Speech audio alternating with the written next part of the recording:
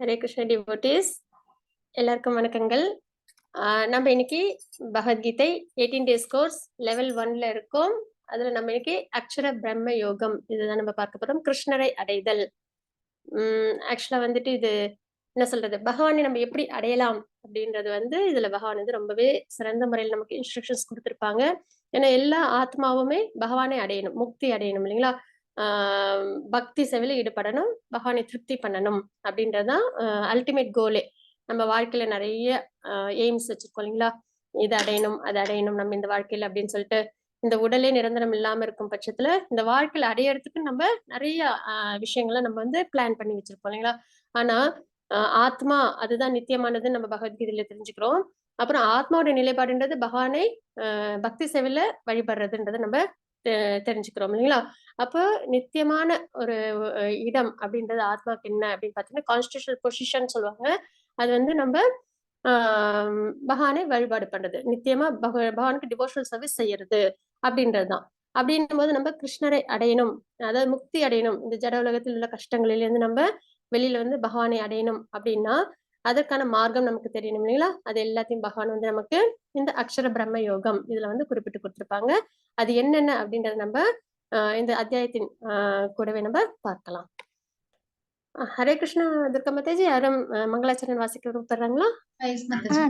வாசிக்கிறேன் மாதாஜி. அவசியம் மாதாஜி. ஹரே கிருஷ்ணா மாதாஜி. ஹரே கிருஷ்ணா. ஓம் நமோ பகவதே வாசுதேவாய. ஓம் நமோ பகவதே வாசுதேவாய. ஓம் நமோ பகவதே வாசுதேவாய. ஓம் அஞ்ஞானதிமிராந்தஸ்ய ஞானாஞ்சலஷலாக்கயா சக்ஷுருன்மீலிதம் येन तस्मै श्रीगुरवे नमः. श्रीचैतन्यमनोभीष्टं स्थापितं येन भूतले स्वयं रूपा कदा मह्यं ददाति स्वपदातिकं. वन्दे अहं श्रीगुरुः श्रीयुतपदकमलं श्रीगुरून् वैष्णवांश्च श्रीरूपं साग्रजातं सहगण रघुनाथान्वितं तं सजीवं साद्वैतं सावधूतं परिजनसहितं कृष्णचैतन्यदेवं श्रीराधाकृष्णपादान् सहगण ललिता श्रीविशाखान्वितांश्च. हे कृष्ण करुणा सिन्धु दीनबन्धु जगत्पते गोपेश गोपिका कान्ता राधा कान्ता नमोऽस्तुते. तप्त काञ्चन गौरांगी राधे वृन्दावनेश्वरी वृषभानुसुते देवी प्रणमामि हरिप्रिये. वाञ्छाकल्पतरुभ्यश्च कृपा सिन्धुभ्य एव च पतितानां पावनेभ्यो वैष्णवेभ्यो नमो नमः.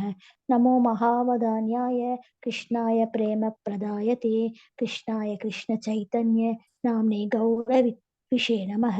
गुरवे गौरचन्द्राय राधिकायै ततालये कृष्णाय कृष्णभक्ताय तद्भक्ताय नमो नमः.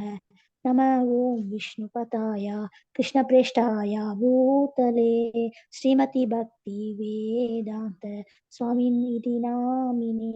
नमस्ते सरस्वती देवे गौरवाणी प्रचारिणे निर्विशेष शून्यवादी पाश्चादेशधारिणे. श्री कृष्ण चैतन्य प्रभु नित्यानंदा श्री अद्वैत गदाधर श्रीवासादि गौर भक्त वृंदा. हरे कृष्णा कृष्ण कृष्ण हरे हरे हरे राम राम राम हरे हरे. हरे कृष्णा कृष्ण कृष्ण हरे हरे हरे राम राम राम हरे हरे. हरे कृष्णा कृष्ण कृष्ण हरे हरे हरे राम राम राम हरे हरे. हरे कृष्णा माताजी. Hare Krishna Mataji, thank you so much. Hare Krishna. Hare Krishna devotees, நம்ம இன்னைக்கு அத்தியாயம் 8 பார்க்க போறோம், கிருஷ்ணரை அடைதல். அதுதான் நம்ம இன்னைக்கு பார்க்க போறது. அதுக்கு முன்னாடி அத்தியாயம் 7 சுருக்கம் என்ன அப்படின்றத பார்த்தலாம். கிருஷ்ணரை பற்றிய அறிவின் மகிமை அதை நம்ம தெரிஞ்சுக்கிட்டோம் இல்லைங்களா. இன்னைக்கு பார்த்தது நாலேஜ் ஆஃப் அப்சல்யூட் ட்ரூத், அதுதான் நம்ம பார்த்தோம். அதாவது பகவானை பத்தின முழுமையான விஷயங்கள், பகவானை முழுமை இல்லைங்களா. ஒரு சின்ன ஒரு குறை கூட நம்ம பார்க்கவே முடியாது. முழுமையானவங்க பகவான், அவங்கள பத்தின நிறைய விஷயங்கள் நம்ம தெரிஞ்சுக்கிட்டோம். அப்புறம் பகவான் கிருஷ்ணர் ஆற்றல் பற்றி அறிவு, அதையும் நம்ம நல்லபடியா பார்த்தோம் இல்லைங்களா. பகவான் ஆற்றல் அப்படின்னு பார்க்கும்போது ஜட சக்தி பார்த்தோம், அதுக்கப்புறம் தத்தார்த்த சக்தி அதாவது ஜீவாத்மா, அதுக்கப்புறம் ஆன்மீக சக்தி. இந்த மாதிரி 3 ஆற்றல்கள் உண்டு. அதுல ஜட சக்தி அப்படின்றது 8 விஷயங்களை கொண்டது. பஞ்சபூதங்கள், அப்புறம் மனம் புத்தி அகங்காரம் அப்படின்னு நம்ம பார்த்தோம். அதுக்கப்புறம் ஆன்மீக சக்தி இது தத்தார்த்த சக்தி அப்படின்றது ஜீவாத்மா. சரிங்களா. ஜீவாத்மா எந்த நிலைப்பாட்டுல இருப்பாங்கன்னு பாத்தீங்கன்னா, நம்ம எல்லாமே ஆத்மா சம்பந்தப்பட்ட வகையில நம்ம எல்லாமே என்னது ஸ்பிரிட் சோல்ஸ் இல்லைங்களா. ஆன்மீகமான, அதாவது பகவானோட ஒத்தவங்க அப்படின்றத நம்ம பார்க்கிறோம். அதாவது சச்சிதானந்த ஸ்வரூபம் தான் இல்லைங்களா? ஆனா பகவான் நம்மளும் ஒண்ணு கிடையாது. பகவான் வந்து அன்லிமிட்டெட். அவங்க வந்து விபு, ஆத்மா அணு. சரிங்களா? அந்த வகையில வந்து நமக்கு வித்தியாசங்கள் உண்டு. அதை நம்ம இன்னும் வர சாப்டர்ல நம்ம 9வது அத்தியாயத்துல பார்க்கலாம். ஆனா நம்ம ஆத்மானும் போது அது ஸ்பிரிச்சுவல் தான் இல்லைங்களா? அதே மாதிரி நம்மளோட இந்த ஜட உடலும் ஸ்தூல சரீரமும் ஜட சம்பந்த விஷயத்தை சார்ந்தது. இந்த 8 விஷயங்களும் கொண்டது இல்லைங்களா? நம்மளுடைய ஜட சரீரம்ன்றது பஞ்சபூதங்கள்னால ஆனது, ஸ்தூல சரீரம்ன்றது மனம், புத்தி, அகங்காரம். அப்ப இது ரெண்டுமே நம்ம கிட்ட இருக்கு. அதாவது பகவானோட ஆன்மீக சக்தியும் அப்புறம் பகவானோட ஜட சக்தியும் ரெண்டுமே சேர்ந்து ஜீவாத்மாக்கள் கிட்ட நம்ம கிட்ட இருக்கு அப்படின்றத நம்ம தெரிஞ்சுக்கிறோம். அப்ப நம்ம மார்ஜினல் எனர்ஜி ஜட சக்தியை விட உயர்ந்தவங்க, ஆனா ஆன்மீக சக்தியை விட தாழ்ந்தவங்களா இருக்கறதுனால மார்ஜினல் நடுவுல இருப்போம். சரிங்களா? அதனால நம்ம ஆன்மீகத்திலயும் இருப்போம், அதே சமயத்துல இந்த ஜட சம்பந்த விஷயங்களிலும் நம்மள ஈடுபடுத்திப்போம் இல்லைங்களா? அந்த மாதிரி ஒரு தாத்பரியம். அதுக்கப்புறம் பகவானோட ஆன்மீக சக்தின்றது முழுக்க முழுக்க ராதாராணி அவங்களோட பொட்டன்சி. சரிங்களா? ஜடசக்தின்றது மாயான்னு நம்ம சொல்லுவோம். அப்ப பகவானுக்கு ஆற்றல்கள் அப்படி இருக்கு அப்படின்னு தெரிஞ்சுக்கிறோம். அது வந்து பிரகிருதி வித்திமே பராம் அப்படின்ற ஸ்லோகத்தின் மூலியமா நம்ம பார்த்தோம். பகவான் கிருஷ்ணனிடம் சரணடைதல். அப்புறம் இந்த 3 முக்குணங்களால ஆனதுதான் இந்த ஜட உலகம். இந்த ஜட உலகம்ன்றது முக்குணங்களால ஆனது அப்படின்னு நம்ம தெரிஞ்சுக்கிறோம் இல்லைங்களா? அப்படின்னும் போது அந்த முக்குணங்கள்ல இருந்து நம்மளால வெளியில வர முடியுமா அப்படின்னா அது ரொம்பவே கடினம். ரொம்ப சிரமமானது. எப்படி மனதை கட்டுப்படுத்த முடியாதோ அது மாதிரி இந்த முக்குணங்கள்ல இருந்து பக்தி இல்லாம நம்மளால வெளியில வர முடியாது. சரிங்களா? அப்ப பக்தி அப்படின்றது பகவான் கிட்ட நம்ம சரணாகதி அடையும் பட்சத்திலேயே நம்மளால என்ன பண்ண முடியும்? இந்த முக்குணங்கள்ல இருந்து வெளியில வர முடியும். ஏன்னா நம்ம நல்லதா செய்யும்போது சத்துவகுணம், தனக்காக வேண்டிய விஷயங்களை மட்டும் யோசிக்கும் போது ரஜோகுணம், அதே வந்து மத்தவங்களுக்கு எல்லாம் அதர்மங்கள் நம்ம செய்யும்போது நம்ம தமோ குணத்துல இருக்கும். இந்த குணங்கள் 3 குணங்களும் எல்லார்கிட்டயுமே இருக்கும். ஆனா மேலோங்கி ஒரு குணம் வந்து இருக்கும். சரிங்களா? அப்ப நம்ம இந்த 3 சக்திகள்ல 3 விஷயங்கள்ல சரிங்களா? குணங்கள்ல நம்ம ஈடுபட்டுட்டு இருப்போம். எந்த செயலை செய்யும் போதும். இன்னும் சொல்லப்போனா குணங்கள்ல இருந்து செயல்கள் வருதுன்றத நம்ம பார்க்கிறோம் இல்லைங்களா? அப்படின்னும் போது நம்மளால வந்து தனிப்பட்ட முறையில பக்தி பண்ணாம இந்த முக்குணங்களை நம்மளால கடக்க முடியுமானா முடியாது. அது சிரமம். அப்ப நம்ம எப்படி இந்த முக்குணங்கள்ல இருந்து நம்மளால வெளியில வர முடியும்? ஏன்னா இந்த முக்குணங்களோட நம்ம சம்பந்தப்படும்போது கர்மங்கள் செய்வோம். கர்மங்கள்னால நமக்கு பந்தங்கள் ஏற்படும். அப்ப நம்ம இந்த பிறப்பு இறப்பு சுழற்சியில நம்ம இருப்போம் இல்லைங்களா? அதுதான் சொல்லுவாங்க. இங்க வந்து நம்ம ஜட உலகத்துல இருக்கோம் இல்லைங்களா? இந்த ஜட உலகத்துல இருக்கிறதுன்றது ஏர்ன் பண்ற மாதிரி. நம்ம கர்மங்களை எல்லாம் நம்ம சம்பாதிப்போம். அதை எங்க செலவு பண்ணுவோம் அப்படின்னு பாத்தீங்கன்னா, இப்ப நம்ம நல்ல புண்ணிய காரியங்கள் எல்லாம் செஞ்சோம்னா சொர்க்கத்துல போய் அதற்கான பலன்களை அனுபவிப்போம். அது நம்ம வந்து அதர்மங்களான காரியங்களை செஞ்சோம்னா நம்ம நரகத்துல போய் அதற்கான பலன்களை நம்ம அனுபவிப்போம். அது தீர்ந்ததும் புண்ணிய காரியங்களோட பலன்கள் தீர்ந்ததும் திரும்பி இந்த பூலோகத்திலே பிறந்து மறுபடியும் நம்ம என்ன பண்ணுவோம்? நம்ம கர்மங்களில் ஈடுபடுவோம். அதே மாதிரி நரகத்துல தவறுகளுக்கான தண்டனைகள் அனுபவிச்சதுக்கு அப்புறம் மறுபடியும் இந்த பூலோகத்திலே பிறந்து மறுபடியும் கர்மங்களை நம்ம ஏர்ன் பண்ணுவோம். சரிங்களா? இதுதான் வந்து பிறப்பு இறப்பு சுழற்சி அப்படின்னு நம்ம வந்து பார்க்கிறது. அப்ப இதுல இருந்து நம்ம வெளியில வரணும் அப்படின்னா பக்தி பகவானிடம் சரணம் அடைந்து பகவானுக்கு பக்தி சேவையில நம்மளை ஈடுபடுத்திக்கும் பொழுது மட்டுமே நம்ம இந்த முக்குணங்கள்ல இருந்து நம்மளால வெளியில வர முடியும். சரிங்களா? அப்ப நம்மளோட செயல்கள் எல்லாமே பகவான் சம்பந்தப்பட்ட விஷயமா அதுவும் வந்து எந்த ஒரு எதிர்பார்ப்பும் இல்லாம பற்றுதல் இல்லாம நம்ம செய்யறதுக்கு நம்ம பழகிக்கணும் அப்படின்றத நம்ம கர்மயோகத்திலும் நம்ம பார்த்தோம் இல்லையா? அப்ப இந்த மாதிரி பகவான்கிட்ட சரணம் அடையணும் அப்படின்றத நம்ம தெரிஞ்சுக்கிறோம். முகுணங்கள்ல இருந்து வெளியில வரணும். இந்த பிறப்பு இறப்பு சுழற்சியில இருந்து வெளியில வரணும்னா நம்ம பகவான்கிட்ட சரணாகதி அடையணும்ன்றத நம்ம பார்க்கிறோம். அப்ப யாரெல்லாம் பகவான்கிட்ட சரணம் அடைவாங்க, யாரெல்லாம் பகவான்கிட்ட சரணாகதி அடைய மாட்டாங்க அப்படின்றத நம்ம பார்த்தோம் இல்லைங்களா? மாம் ஏவையே பிரபத்தியந்தி அப்படின்ற ஸ்லோகத்தின் மூலியமா நம்ம பார்த்தோம். அதற்கப்புறம் கிருஷ்ண பக்தியில ஈடுபடாம இன்னொரு விஷயம் இருக்கு என்னன்னு பாத்தீங்கன்னா தேவதேவ வழிபாடு அப்படின்றத நம்ம பார்த்தோம். அவங்களாம் என்ன பண்ணுவாங்கன்னா இந்த ஜட உலகத்துல ஒரு நல்ல விஷயங்கள் தான் செய்வாங்க. தவறுகள் செய்ய மாட்டாங்க, அதர்மங்கள் செய்ய மாட்டாங்க. ஆனா ஆசைகள் நிறைய இருக்கும் இந்த ஜட உலகத்துல அனுபவிக்கிறதுக்கு. அந்த மாதிரி விஷயங்கள்ல தன்னை ஈடுபடுத்திப்பாங்க. அதற்காக ஒரு பிரத்யேக தேவதை அவங்க வழிபாடு பண்ணுவாங்க அப்படின்றதெல்லாம் நம்ம பார்த்தோம். அப்படிப்பட்டவங்களோட ஆசைகள் அந்த விஷயங்கள் எப்படி இருக்கும்னா நிரந்தரமானதா இருக்காது அப்படின்றத நம்ம தெரிஞ்சுக்கிட்டோம்ல. தற்காலிகமானதா இருக்கும் அப்படின்றத நம்ம தெரிஞ்சுக்கிட்டோம். அப்போ இந்த மாதிரி தேவதேவ வழிபாடு முறைகள் அதனால வந்து என்ன ஆகுது அப்படின்றத நம்ம தெரிஞ்சுக்கிட்டோம். இதெல்லாம் நம்ம நேத்துக்கு 7வது அத்தியாயத்துல பார்த்தோம். இன்னைக்கு நம்ம 8வது அத்தியாயம் பார்க்க போறோம். அதோட சுருக்கம் என்ன அப்படின்றத நம்ம பார்த்திடலாம். அர்ஜுனனின் 8 கேள்விகள். அதாவது அர்ஜுனர் வந்து ஒரு 8 கேள்விகள் கேட்பாங்க. அது என்னன்னு அப்படின்னு நம்ம பார்க்கலாம். கிம் தத் பிரம்மம் அப்படின்ற ஸ்லோகத்தின் மூலமா நம்ம தெரிஞ்சுக்கலாம். இறக்கும் நேரத்தில் கிருஷ்ணரை நினைவில் கொள்வது தஸ்மாத்து சர்வேஷு காலேஷு அப்படின்ற ஸ்லோகத்தின் மூலியமா நம்ம தெரிஞ்சுப்போம். யோகமிஷா பக்தியால் கிருஷ்ணவை நினைவில் கொள்வது ஓம் இதி ஏகாட்சரம் பிரம்ம அப்படின்ற ஸ்லோகத்தின் மூலியமா நம்ம பார்ப்போம். தூய பக்தியால் கிருஷ்ணரை நினைவுபடுத்துதல் துக்காலயம் அசாஸ்வதம் அப்படின்ற ஸ்லோகத்தின் மூலியமா நம்ம பார்ப்போம். பொருள் உலகம் மற்றும் ஆன்மீக உலகம் பராஸ் தஸ்மத்து பாவோ நியோ அப்படின்ற ஸ்லோகத்தின் மூலியமா நம்ம பார்ப்போம். கிருஷ்ணரை பெறுவதில் தூய பக்தியின் உச்சநிலை அத்தியதிதத் சர்வமிதம் அப்படின்ற ஸ்லோகத்தின் மூலமா நம்ம தெரிஞ்சுக்கலாம். சரிங்களா? அப்ப பகவானை நம்ம அடையணும் அப்படின்னாலே அதுக்கு என்ன தேவை? தூய பக்தி தேவை. அதுதான் வந்து பிரதானம் அப்படின்னு நம்ம இங்க தெரிஞ்சுக்கிறோம். சரிங்களா? இது ஒண்ணும் நம்ம ஸ்லைட்ஸ் உடைய நம்ம பார்க்கலாம். மாதாஜி ஸ்லோகங்கள் யாரும் வாசிக்கிறாங்களா? 7.29 30 ஸ்லோகம். Yes, Mataji. Hare Krishna. Devotees யார் வாசிக்கிறீங்க? ஹேண்ட் ரைஸ் பண்றீங்களா? ஹரே கிருஷ்ணா.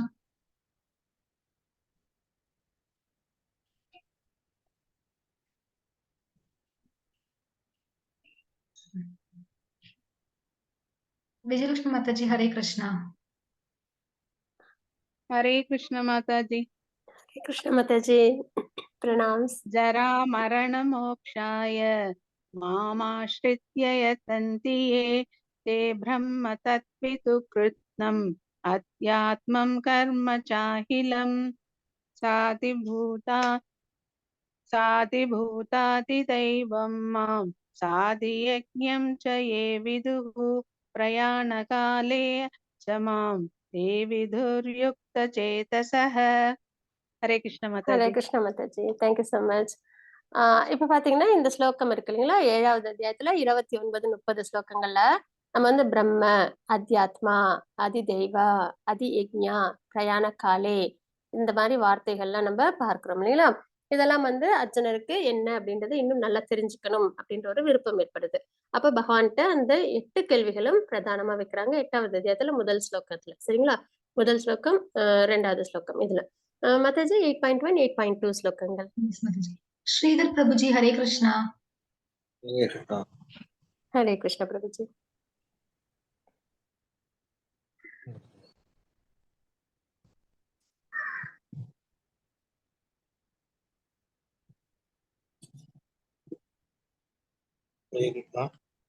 ஹரே கிருஷ்ண பிரபுஜி.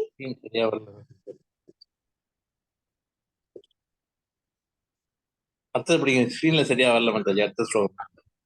சரி மாதாஜி, நான் படிக்கிறேன். ஹரே கிருஷ்ண மாதாஜி. அவசியம் மாதாஜி. ஓம் பரமாத்மனே நமः. அத அஷ்டமோऽध्यायः. அக்ஷர பிரம்ம யோகः. அர்ஜுன உவாச்ச கிம் தத் பிரம்ம கிம் அத்யாத்மம் கிம் கர்ம புருஷோத்தம அதிபூதம் ச கிம் ப்ரோக்தம் அதிதைவம் கிம் உச்யதே அதியஜ்ஞ கதம் கோத்ர தேஹேஸ்மின் மதுசூதன பிரயாணகாலே ச கதம் நியோசி நியதாத்மபி. ஹரே கிருஷ்ண மாதாஜி. ஹரே கிருஷ்ண மாதாஜி. அர்ஜுனர் வினவினார், எம்பெருமானே, உத்தம புருஷரே, பிரம்மன் என்பது என்ன? அத்தியாத்மா என்பது என்ன? பலநோக்கு செயல்கள் யாவை? இந்த ஜட தோற்றம் என்ன? தேவர்கள் யாவர்? இவற்றை தயவு செய்து எனக்கு விளக்குவீராக. மதுசூதனரே, யாகங்களின் இறைவன் யார்? உடலில் அவர் எவ்வாறு வசிக்கின்றார்? பக்தி தொண்டில் ஈடுபடுவோர் உண்மை மரண காலத்தில் எவ்வாறு அறிய முடியும்? இப்படின்ற விஷயங்கள் எல்லாம் அர்ஜுனர் வந்து கேக்குறாங்க. சரிங்களா? என்னென்ன கேக்குறாங்க? பிரம்மன் அப்படின்னா என்ன அப்படின்றத கேக்குறாங்க. சரிங்களா? அப்புறம் அத்தியாத்மா, அப்புறம் பலநோக்கு செயல்கள் யாவை? இந்த ஜட தோற்றம் என்ன? தேவர்கள் யாவர் அப்படின்றத கேக்குறாங்க. அதுக்கப்புறம் யாகங்களின் இறைவன் யார்? உடலில் அவர் எவ்வாறு வசிக்கின்றார்? பக்தி தொண்டில் ஈடுபடுவோர் உண்மை மரண காலத்தில் எவ்வாறு அறிய முடியும்? இப்படின்ற விஷயங்கள்லாம் நம்ம பார்க்கிறோம் அர்ஜுனரோட கேள்விகள்ல. பகவான் அதற்கான விளக்கங்கள் என்ன கொடுக்குறாங்கன்றதை நம்ம பார்க்கலாம். இதுதான் அந்த 8 கொஸ்டினும் இந்த ஸ்லைட்ல உள்ளது. பிரம்மம் அப்படின்றது என்ன அப்படின்னு பாத்தீங்கன்னா ஆத்மா. சரிங்களா? ஜீவாத்மா, அதுதான் பிரம்மம் அப்படின்னு குறிக்கிறாங்க. அதாவது பிரம்மம் அப்படின்றது பகவானையும் குறிக்கும், ஆத்மாவையும் குறிக்கும், இந்த ஜட உலகத்தையும் குறிக்கும். ஏன்னா இது எல்லாமே நித்தியமானது, பகவானோட சம்பந்தப்பட்ட விஷயங்கள் இல்லைங்களா? அப்ப இது 3மே வந்து பிரம்மம் அப்படின்னு நம்ம சொல்லுவோம். ஆனா இந்த ஸ்லோகத்துல பிரம்மம் அப்படின்றது ஆத்மாவை குறிக்குது. ஆத்மா அப்படின்றது என்ன அப்படின்னு பாத்தீங்கன்னா அதுவும் வந்து ஆத்மாவை குறிக்குது அப்படின்னு நம்ம தெரிஞ்சுக்கிறோம். கர்மா அப்படின்றது என்ன அப்படின்னு பாத்தீங்கன்னா பொருள் உடலுக்கு வழிவகுக்கும் செயல்கள். நம்ம இந்த உடலை பாதுகாக்கணும் இல்லைங்களா? இந்த உடலுக்குன்னு தேவையான விஷயங்கள் நம்மள சாட்டிஸ்ஃபை பண்ணிக்கணும். அதாவது உணவு, உடுக்க உடை, இந்த மாதிரி நிறைய செயல்கள் நம்ம ஈடுபடுவோம் இல்லைங்களா? அப்போ அந்த பொருள் உடலுக்கு வழிவகுக்கும் செயல்கள், நம்ம செய்யற செயல்கள் அதனால நம்மளுக்கு கர்மங்கள்லாம் ஏற்படுது இல்லைங்களா? அதுதான் வந்து கர்மா அப்படின்ற நம்ம சொல்றோம். பலநோக்கு செயல்கள் அப்படின்னு நம்ம பார்ப்போம். ஆதி பூதா அப்படின்றது பொருள் இயற்கை, ஜட உலகம். சரிங்களா? அதற்கப்புறம் வந்து அதாவது முக்குணங்கள் அப்படின்னு நம்ம சொல்லுவோம். ஆதி தெய்வா அப்படின்றது இதில் அனைத்து தேவர்களும் அடக்கம் அப்படின்னு நம்ம இங்க பார்க்கிறோம். அதாவது நம்ம விஸ்வரூபத்தை இங்க நம்ம இதுவா பார்க்கலாம். சரிங்களா? ஆதி தெய்வா அப்படின்னு புரிஞ்சுக்கணும்னா விஸ்வரூபத்தை நம்ம ஆஹ் ஆஹ் இதுவா ஒரு விஷயமா நம்ம பார்க்கலாம். அதுக்கப்புறம் ஆதி யக்ஞா அப்படின்றது என்னன்னா தியாகங்களை அனுபவிப்பவர் பரமாத்மா. சரிங்களா? நம்ம என்ன ஒரு யஜ்ஞங்கள் பண்ணாலும் அது கடைசியில யாரைதான் போய் சேருது? பகவானே போய் சேருது, பரமாத்மாவை சேருது. அது யஜ்ஞம் எங்கே வசிக்கிறார்? அனைவரின் இதயத்திலும். சரிங்களா? பகவான்கிட்ட கேட்டிருந்தாங்க இல்லைங்களா அர்ஜுனர்? அது யஜ்ஞா அப்படின்னா யாரு? பரமாத்மா. அது யஜ்ஞம் எங்கே வசிக்கிறார்? அதற்கும் பகவான் வந்து பதில் கொடுத்திருக்காங்க. அனைவரின் இதயத்திலும். அப்ப பகவானே சொல்லியிருக்காங்க நம்ம எல்லாரோட இதயத்திலும் பகவான் இருக்காங்க அப்படின்றது நம்ம நல்லபடியா இந்த இந்த விஷயத்துல இருந்து நம்ம தெரிஞ்சுக்கிறோம். அப்புறம் இறக்கும் நேரத்தில் கிருஷ்ணரை எப்படி நினைவில் கொள்வது? வாழ்நாள் முழுவதும் பயிற்சி. சரிங்களா? ஏன்னா இது நம்ம இந்த அத்தியாயத்திலேயே நம்ம வந்து இதுதான் பார்ப்போம். அதாவது கிருஷ்ணரை அடைதல் அப்படின்னும் போது இறக்கும் நேரத்தில் பகவானை நினைவில் நம்ம கொண்டு வரும்போது நம்ம பகவானை அடைவோம் அப்படின்றது அங்க தாத்பரியம். அது என்னன்னு அப்படின்னு நம்ம ஸ்லோகத்தோடய நம்ம பார்க்கலாம் ஸ்லைட்ஸோடயே. இருந்தாலும் வாழ்நாள் முழுதும் பயிற்சி. எப்பயுமே பக்தி சேவை அப்படின்றது என்ன பண்ணுவாங்க எல்லாரும் பாத்தீங்கன்னா, இப்ப நம்மளே பகவத்கீதை கிளாஸ்ல அட்டன் பண்ணோம்னா, எதற்கு இப்படி அட்டன் பண்றீங்க? அதெல்லாம் தெரிஞ்சுக்க வேணாம். அது அர்ஜுனருக்கும் கிருஷ்ணருக்குமான விஷயம் அப்படின்லாம் சொல்லுவாங்க இல்லைங்களா? ஆனா அப்படி கிடையாது. பிரகலாத் மகாராஜர், துருவ மகாராஜர் இந்த மாதிரி எல்லாருமே என்ன பண்ணிருக்காங்க? சின்ன வயசுல இருந்தே அவங்க பக்தி சேவையில ஈடுபட்டிருக்காங்க அப்படின்னு நம்ம பார்க்கணும் இல்லைங்களா?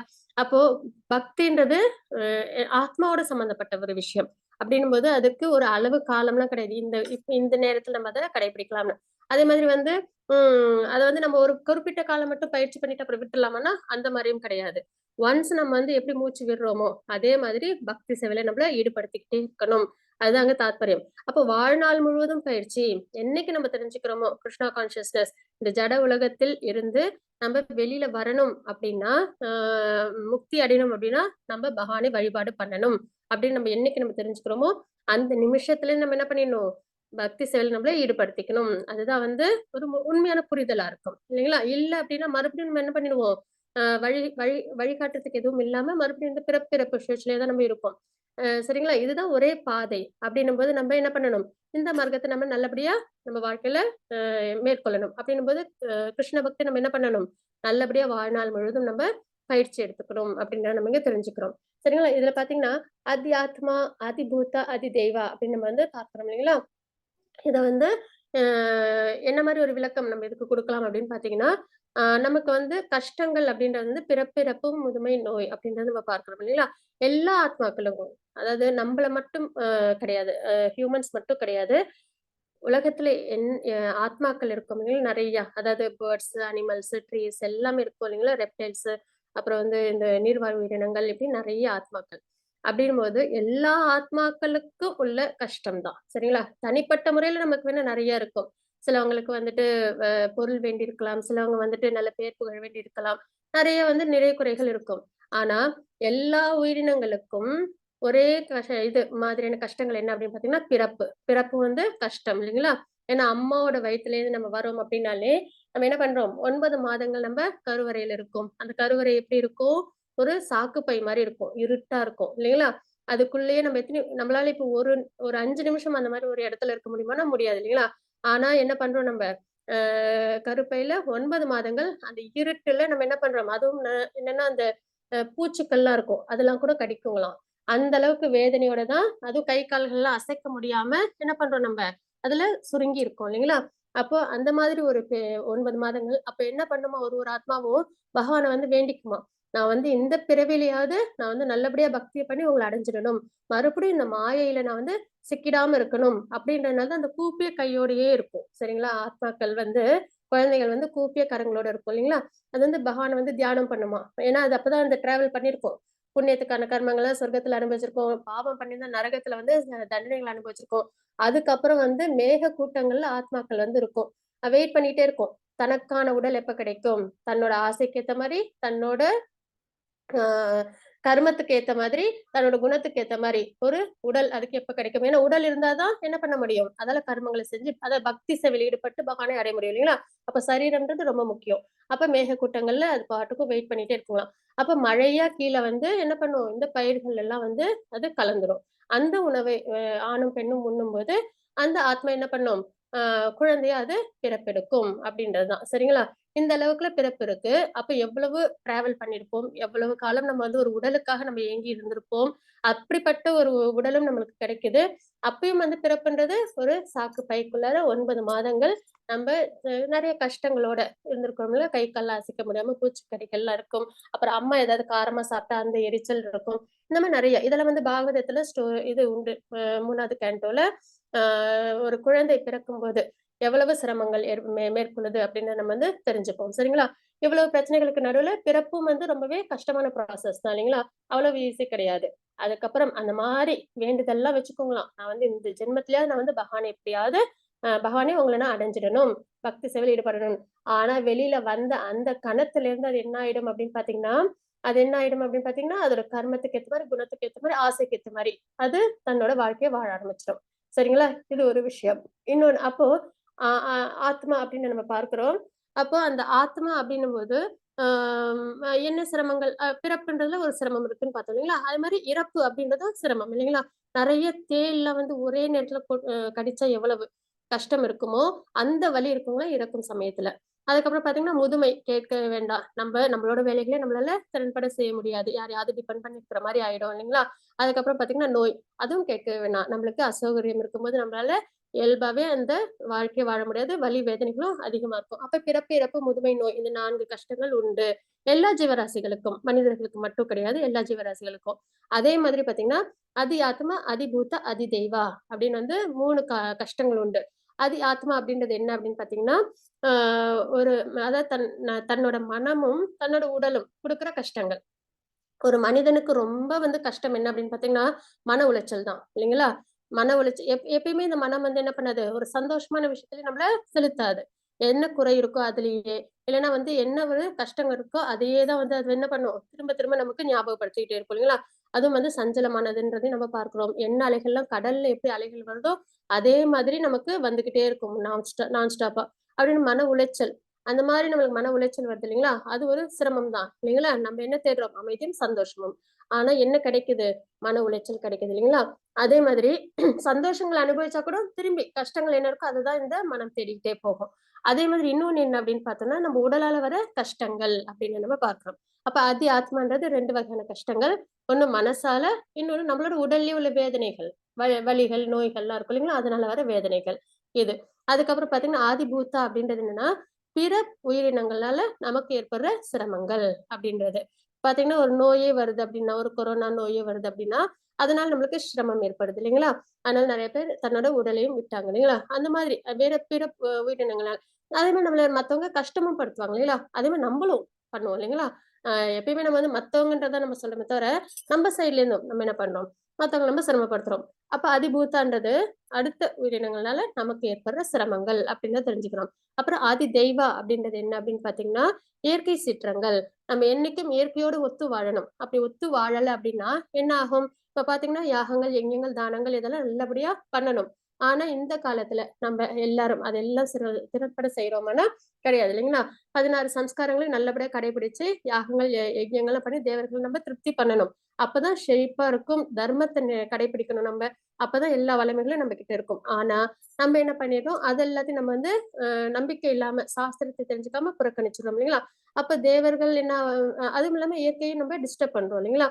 அந்த மாதிரி இருக்கும்போது இயற்கை சீற்றங்கள் என்ன கிடைக்கும் நமக்கு, பசி, பஞ்சம், பட்டினி இதெல்லாம் கிடைக்குது. அதுக்கப்புறம் பாத்தீங்கன்னா இது நிலச்சரிவு, பூகம்பம், சுனாமி இந்த மாதிரி, அப்புறம் எரிமலை இந்த மாதிரி விஷயங்கள்லாம் நம்மளுக்கு நடக்குது இல்லைங்களா. அப்ப இயற்கை சீற்றங்கள் தேவர்கள்னால நமக்கு கிடைக்கிற கஷ்டங்கள். அதாவது தேவர்கள் நமக்கு கஷ்டங்கள் கொடுக்கணும் இல்ல, நம்ம தர்ம வழியில இல்லாம இயற்கையை வந்து சரியான முறையில நம்ம கையாளாம நம்ம இருக்கும் பட்சத்துல தேவர்களுக்கான யாகங்கள், யஜ்ஞங்கள், தானங்கள், தவங்கள்லாம் செய்யாத பட்சத்துல நமக்கு என்ன கிடைக்கும், இந்த அசௌகரியங்கள் கிடைக்கும் அப்படின்றத பாக்குறோம். அப்ப இந்த 7ம் தான் மனிதர்கள் என்ன பண்றாங்க, மனிதர்கள் எல்லா உயிரினங்களும் மேற்கொள்ற சிரமங்களை நம்ம பார்க்கிறோம்.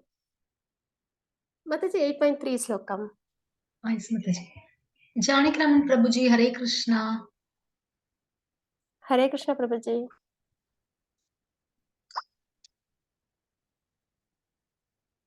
ஹரே கிருஷ்ணா. ஹரே கிருஷ்ணா பிரபுஜி. माताजी ஹரே கிருஷ்ண பிரபுஜி. श्री भगवान वास अक्षरम ब्रह्मम परम स्वभावो अध्यात्मम उच्यते भूत भावे भव करो भूत विसर्ग कर्म समिज्ञता. हरे कृष्णा माताजी. ஹரே கிருஷ்ண பிரபுஜி. Thank you so much. புருஷோத்தமரான முழுமுதற் கடவுள் கூறினார், பிரம்மன் எனப்படுவது அழிவற்றதும் உன்னதமானதும் ஆகும். பிரம்மன் அப்படின்னா என்னன்னு கேட்டாங்க இல்லைங்களா? அர்ஜுனர் 8 கேள்விகள் கேட்டாங்களே. பிரம்மம்னா என்ன, அதி ஆத்மானா என்ன, கர்மானா என்ன, அதி பூதா, அதி தெய்வா, அதி யக்ஞா எங்கே வசிக்கிறார், இறக்கும் நேரத்தில் கிருஷ்ணரை நினைவு கொள்வது எப்படி, இப்படின்ற 8 கேள்விகள் கேட்டிருந்தாங்க இல்லைங்களா? அதுல பகவான் உபதேசம் கொடுக்குறாங்க. என்ன அப்படின்னு பார்த்தோம்னா, பிரம்மன் அப்படின்றது என்னது அப்படின்னு பார்த்தோம்னா, அழிவற்றதும் உன்னதமானதும் ஆகும் அப்படின்னு நம்ம இங்க தெரிஞ்சுக்கிறோம். சரிங்களா? அப்போ அழிவற்றது, என்னைக்குமே நித்தியமானது, உன்னதமானது, உயர்ந்தது, அதாவது ஸ்பிரிச்சுவலா உள்ளது அப்படின்னு நம்ம தெரிஞ்சுக்கிறோம். அதன் சுபாவமான நித்திய இயற்கையான ஜீவாத்மா. அப்ப பிரம்மன்றது ஜீவாத்மா அப்படின்னு நம்ம இங்க பார்க்கிறோம். அதி ஆத்மா என்றும் அழைக்கப்படுகின்றான். ஜீவாத்மாவே நம்ம அதி ஆத்மா அப்படின்னு நம்ம சொல்றோம் அப்படின்னு நம்ம தெரிஞ்சுக்கிறோம். அதுக்கப்புறம் ஜீவாத்மாவின் ஜட உடலை வளர்க்கும் செயல்கள் கர்மா, பலநோக்கு செயல்கள். நம்ம உடலை நம்ம பெற்றிருக்கோம், அதற்காக நம்ம செயல்களை ஈடுபடுவோம் இல்லைங்களா? ஒண்ணு அதை திருப்தி பண்ணிக்கிறதுக்கு, இல்லைன்னா அதை பாதுகாக்கிறதுக்கு அப்படின்ற செயல்கள் நம்ம ஈடுபடுவோம். அப்ப பலநோக்கு செயல்கள் ஈடுபடுவோம் இல்லைங்களா? அதுதான் கர்மா என்று அழைக்கப்படுகின்றது அப்படின்றது இந்த ஸ்லோகத்தில் நம்ம பார்க்கிறோம். உடல் பெற்ற ஆத்மாக்களில் சிறந்தவனே, எப்பொழுதும் மாறிக்கொண்டுள்ள பௌதீக இயற்கை அதிபூதா எனப்படும். ஜட உலகம் இருக்கு இல்லைங்களா? எப்பயுமே மாறிக்கிட்டே இருக்கும், ஆனா அது நிச்சயமா தான் இருக்கும். ஜட உலகம் நிச்சயமா தான் இருக்கும், ஆனா அதுல மாற்றங்கள், இந்த முக்குணங்களோட சம்பந்தப்பட்டு செயல்கள் ஈடுபடுறோம் இல்லைங்களா எல்லா உயிரினங்களும். அப்ப அதுல மாற்றங்கள் ஏற்பட்டுட்டே இருக்கும் இல்லைங்களா? அப்ப எப்பொழுதும் மாறிக்கொண்டுள்ள பௌதிக இயற்கை அதிபூத்தா எனப்படும். சூரியன், சந்திரன் போன்ற அனைத்து தேவர்களும் அடங்கிய பகவானின் விஸ்வரூபம் ஆதி தெய்வா எனப்படும் அப்படின்னு நம்ம இங்க தெரிஞ்சுக்கிறோம். சரிங்களா? ஏன்னா விஸ்வரூபத்தில் தான் எல்லாருமே பகவான்குள்ளார் அடக்கம் அப்படின்றத நம்ம தெரிஞ்சுக்கிறோம் இல்லைங்களா? அப்போ ஆதி தெய்வன்றது விஸ்வரூபம் அப்படின்னு நம்ம இங்க தெரிஞ்சுக்கிறோம். உடல் பெற்ற அனைத்து ஜீவன்களின் இதயத்திலும் பரமாத்மாக வீற்றிருக்கும் பரம புருஷனாகிய நான் அது யக்ஞா என்று அழைக்கப்படுகின்றேன் அப்படின்றத நம்ம இந்த ஸ்லோகத்துல நம்ம தெரிஞ்சுக்கிறோம். அப்போ எல்லோருடைய இதயத்திலும் பகவான் எப்படி இருக்காங்க? பரமாத்மாவா இருக்காங்க.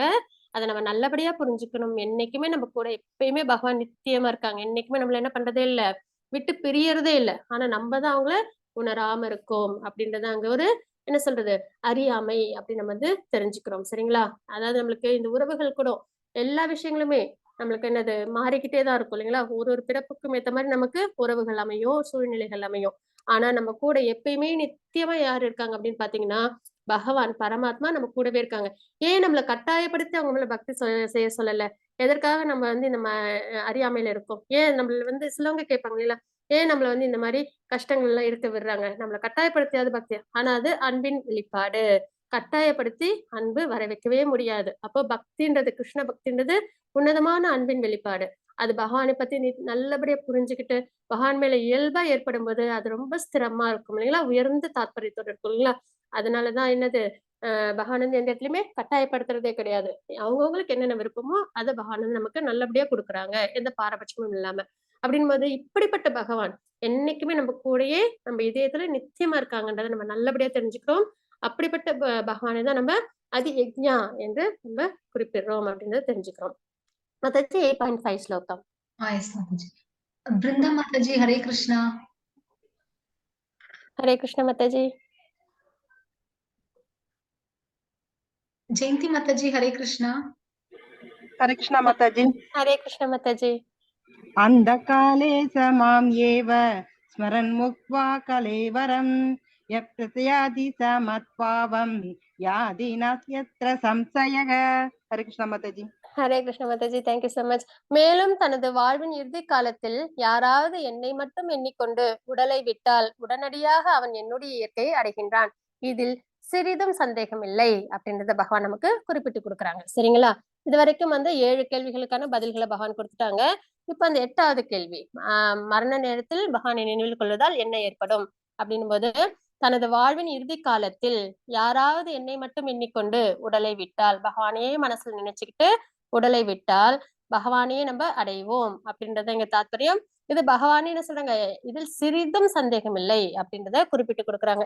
பீஷ்ம பிதாமகரை நம்ம பார்க்கிறோம் இல்லைங்களா இந்த ஸ்லைட்ல. அவங்க என்ன பண்றாங்க அப்படின்னு பார்த்தோம்னா, பீஷ்மர் வந்து இறக்கும் தருவாயில என்ன பண்றாங்க, அவங்களை சுத்தி எல்லாரும் தேவர்கள் ரிஷிகள் எல்லாரும் இருக்காங்க, பகவானும் முன்னாடி நிக்கிறாங்க இல்லைங்களா. உயர்ந்த ஒரு இறப்பு இல்லைங்களா இந்த மாதிரி ஒரு விஷயம்ன்றது. அப்ப சுத்தி பாண்டவர்கள் கௌரவர்கள் எல்லாருமே இருக்காங்க. அப்படின்னும் போது அவங்க என்ன பண்றாங்க, பகவானே நித்தியமா பார்த்துக்கிட்டே அவங்க தன்னோட உடலை விடுறாங்க. அப்படின்னும் போது பகவானே அடையிறாங்க அப்படின்ற நம்ம இந்த இடத்துல தெரிஞ்சுக்கிறோம் சரிங்களா. அப்போ தனது வாழ்வின் இறுதி காலத்தில் யாராவது என்னை மட்டும் எண்ணிக்கொண்டு உடலை விட்டால், அப்ப நம்ம அந்த மாதிரி பகவானே நினைக்கணும் அப்படின்னா என்ன நமக்கு தேவை, பக்தி தேவை இல்லைங்களா. நம்ம வந்து நல்ல பிராக்டிஸ் பண்ணதான் நமக்கு என்ன ஏற்படும், அந்த பக்தின்றது வெளிப்படும். அதனால்தான் மனதை நிலைநிறுத்தி பகவான் மேல நம்ம பக்தி சேவையில் நம்ம அங்கங்களை எல்லாம் நம்மளோட சென்சஸ் புலன்களை எல்லாம் பக்தி சேவையில் நம்ம ஈடுபடும் போது அது அப்படியே நம்மளுக்கு பழக்கமாகும். செயல்கள் வேற பக்தி வேற அப்படின்ற வித்தியாசம் இல்லாம நம்ம செய்யும் போது இயல்பாவே நம்மளுக்கு என்ன ஆயிடும், அந்த கிருஷ்ண பக்தி நம்ம வாழ்க்கையில பிரதிபலிக்கும். பகவத்கீதை இன்ஸ்ட்ரக்ஷன்ஸ் படி நம்ம ஃபாலோ பண்ணணும். அப்போ நம்மளுக்கு என்ன ஏற்படும், எப்பயுமே பகவானோட நினைவுல இருக்கும்போது நம்மளால பகவானை இருக்கும் நேரத்துல நினைவில் கொள்ள முடியும் அப்படின்றது தெரிஞ்சுக்கிறோம் சரிங்களா. இதுதான் ரொம்ப ஏதாவது எல்லாருக்கும் ஒரு எக்ஸாம் உண்டு இல்லைங்களா. ஆனா நமக்கு எல்லாருக்கும் இருக்கிற எக்ஸாம்ன்றது இதுதான், அதாவது பகவானை அடையிறதுதான்.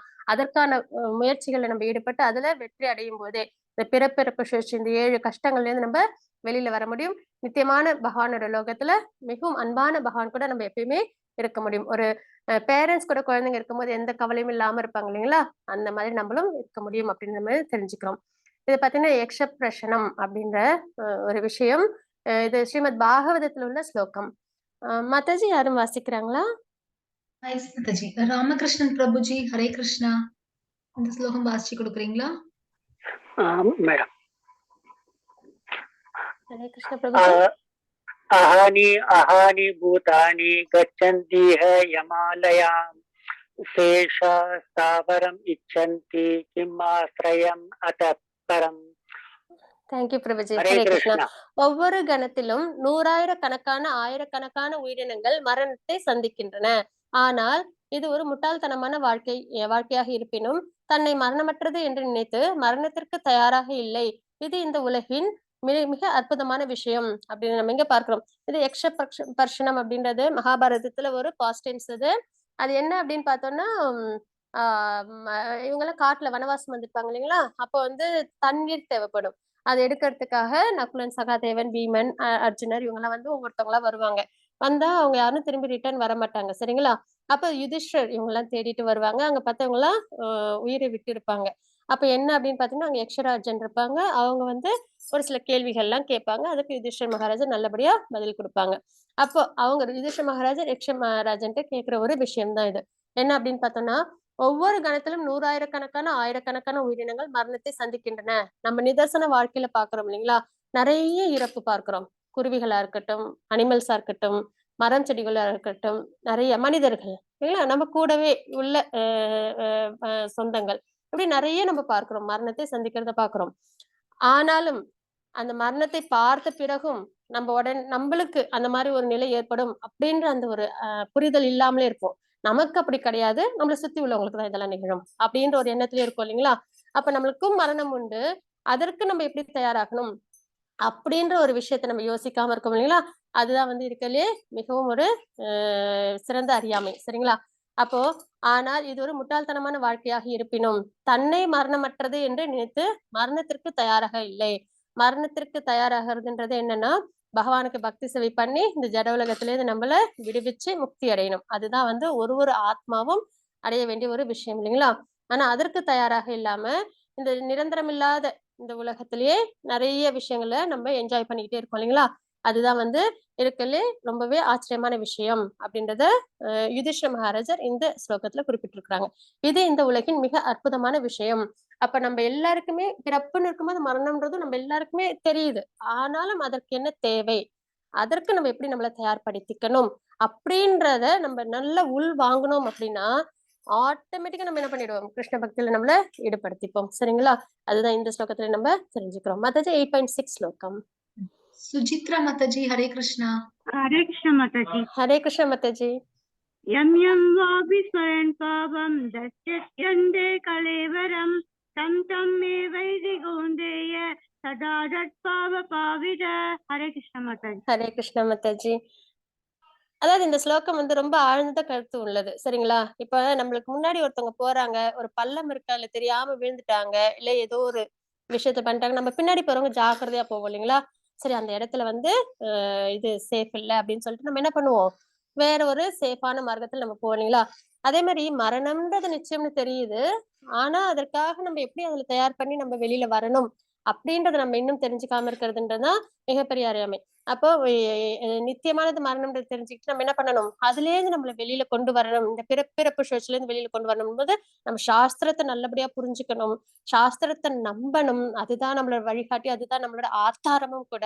அப்படி இருக்கும்போது சாஸ்திரம் நம்மளுக்கு என்ன கொடுக்குது? வேதம் பகவான் யாருன்னு சொல்லி கொடுக்குது, பகவானை அடைய மார்க்கத்தை சொல்லி கொடுக்குது, இந்த ஜட உலகத்தில் உள்ள அந்த பிறப்பு சுழற்சியில இருந்து எப்படி வெளியில வரணும்ன்றத சொல்லி கொடுக்குது இல்லைங்களா? அப்படிப்பட்ட விஷயத்த நம்ம என்ன பண்ணணும்? நல்லபடியா நம்ம புரிஞ்சுக்கிட்டோம் அப்படின்னாலே நம்மளுக்கு முன்னாடி போனவங்க ஏதோ ஒரு கஷ்டத்துல இருந்தா கூட நம்ம பின்னாடி போகும்போது ஜாக்கிரதையா போறோம் இல்லைங்களா? அவங்களுக்கும் உதவி பண்ணுவோம், அதே சமயத்துல நம்மளும் ஜாக்கிரதையா போவோம் இல்லைங்களா? அந்த மாதிரிதான் நம்ம என்ன பண்ணணும்?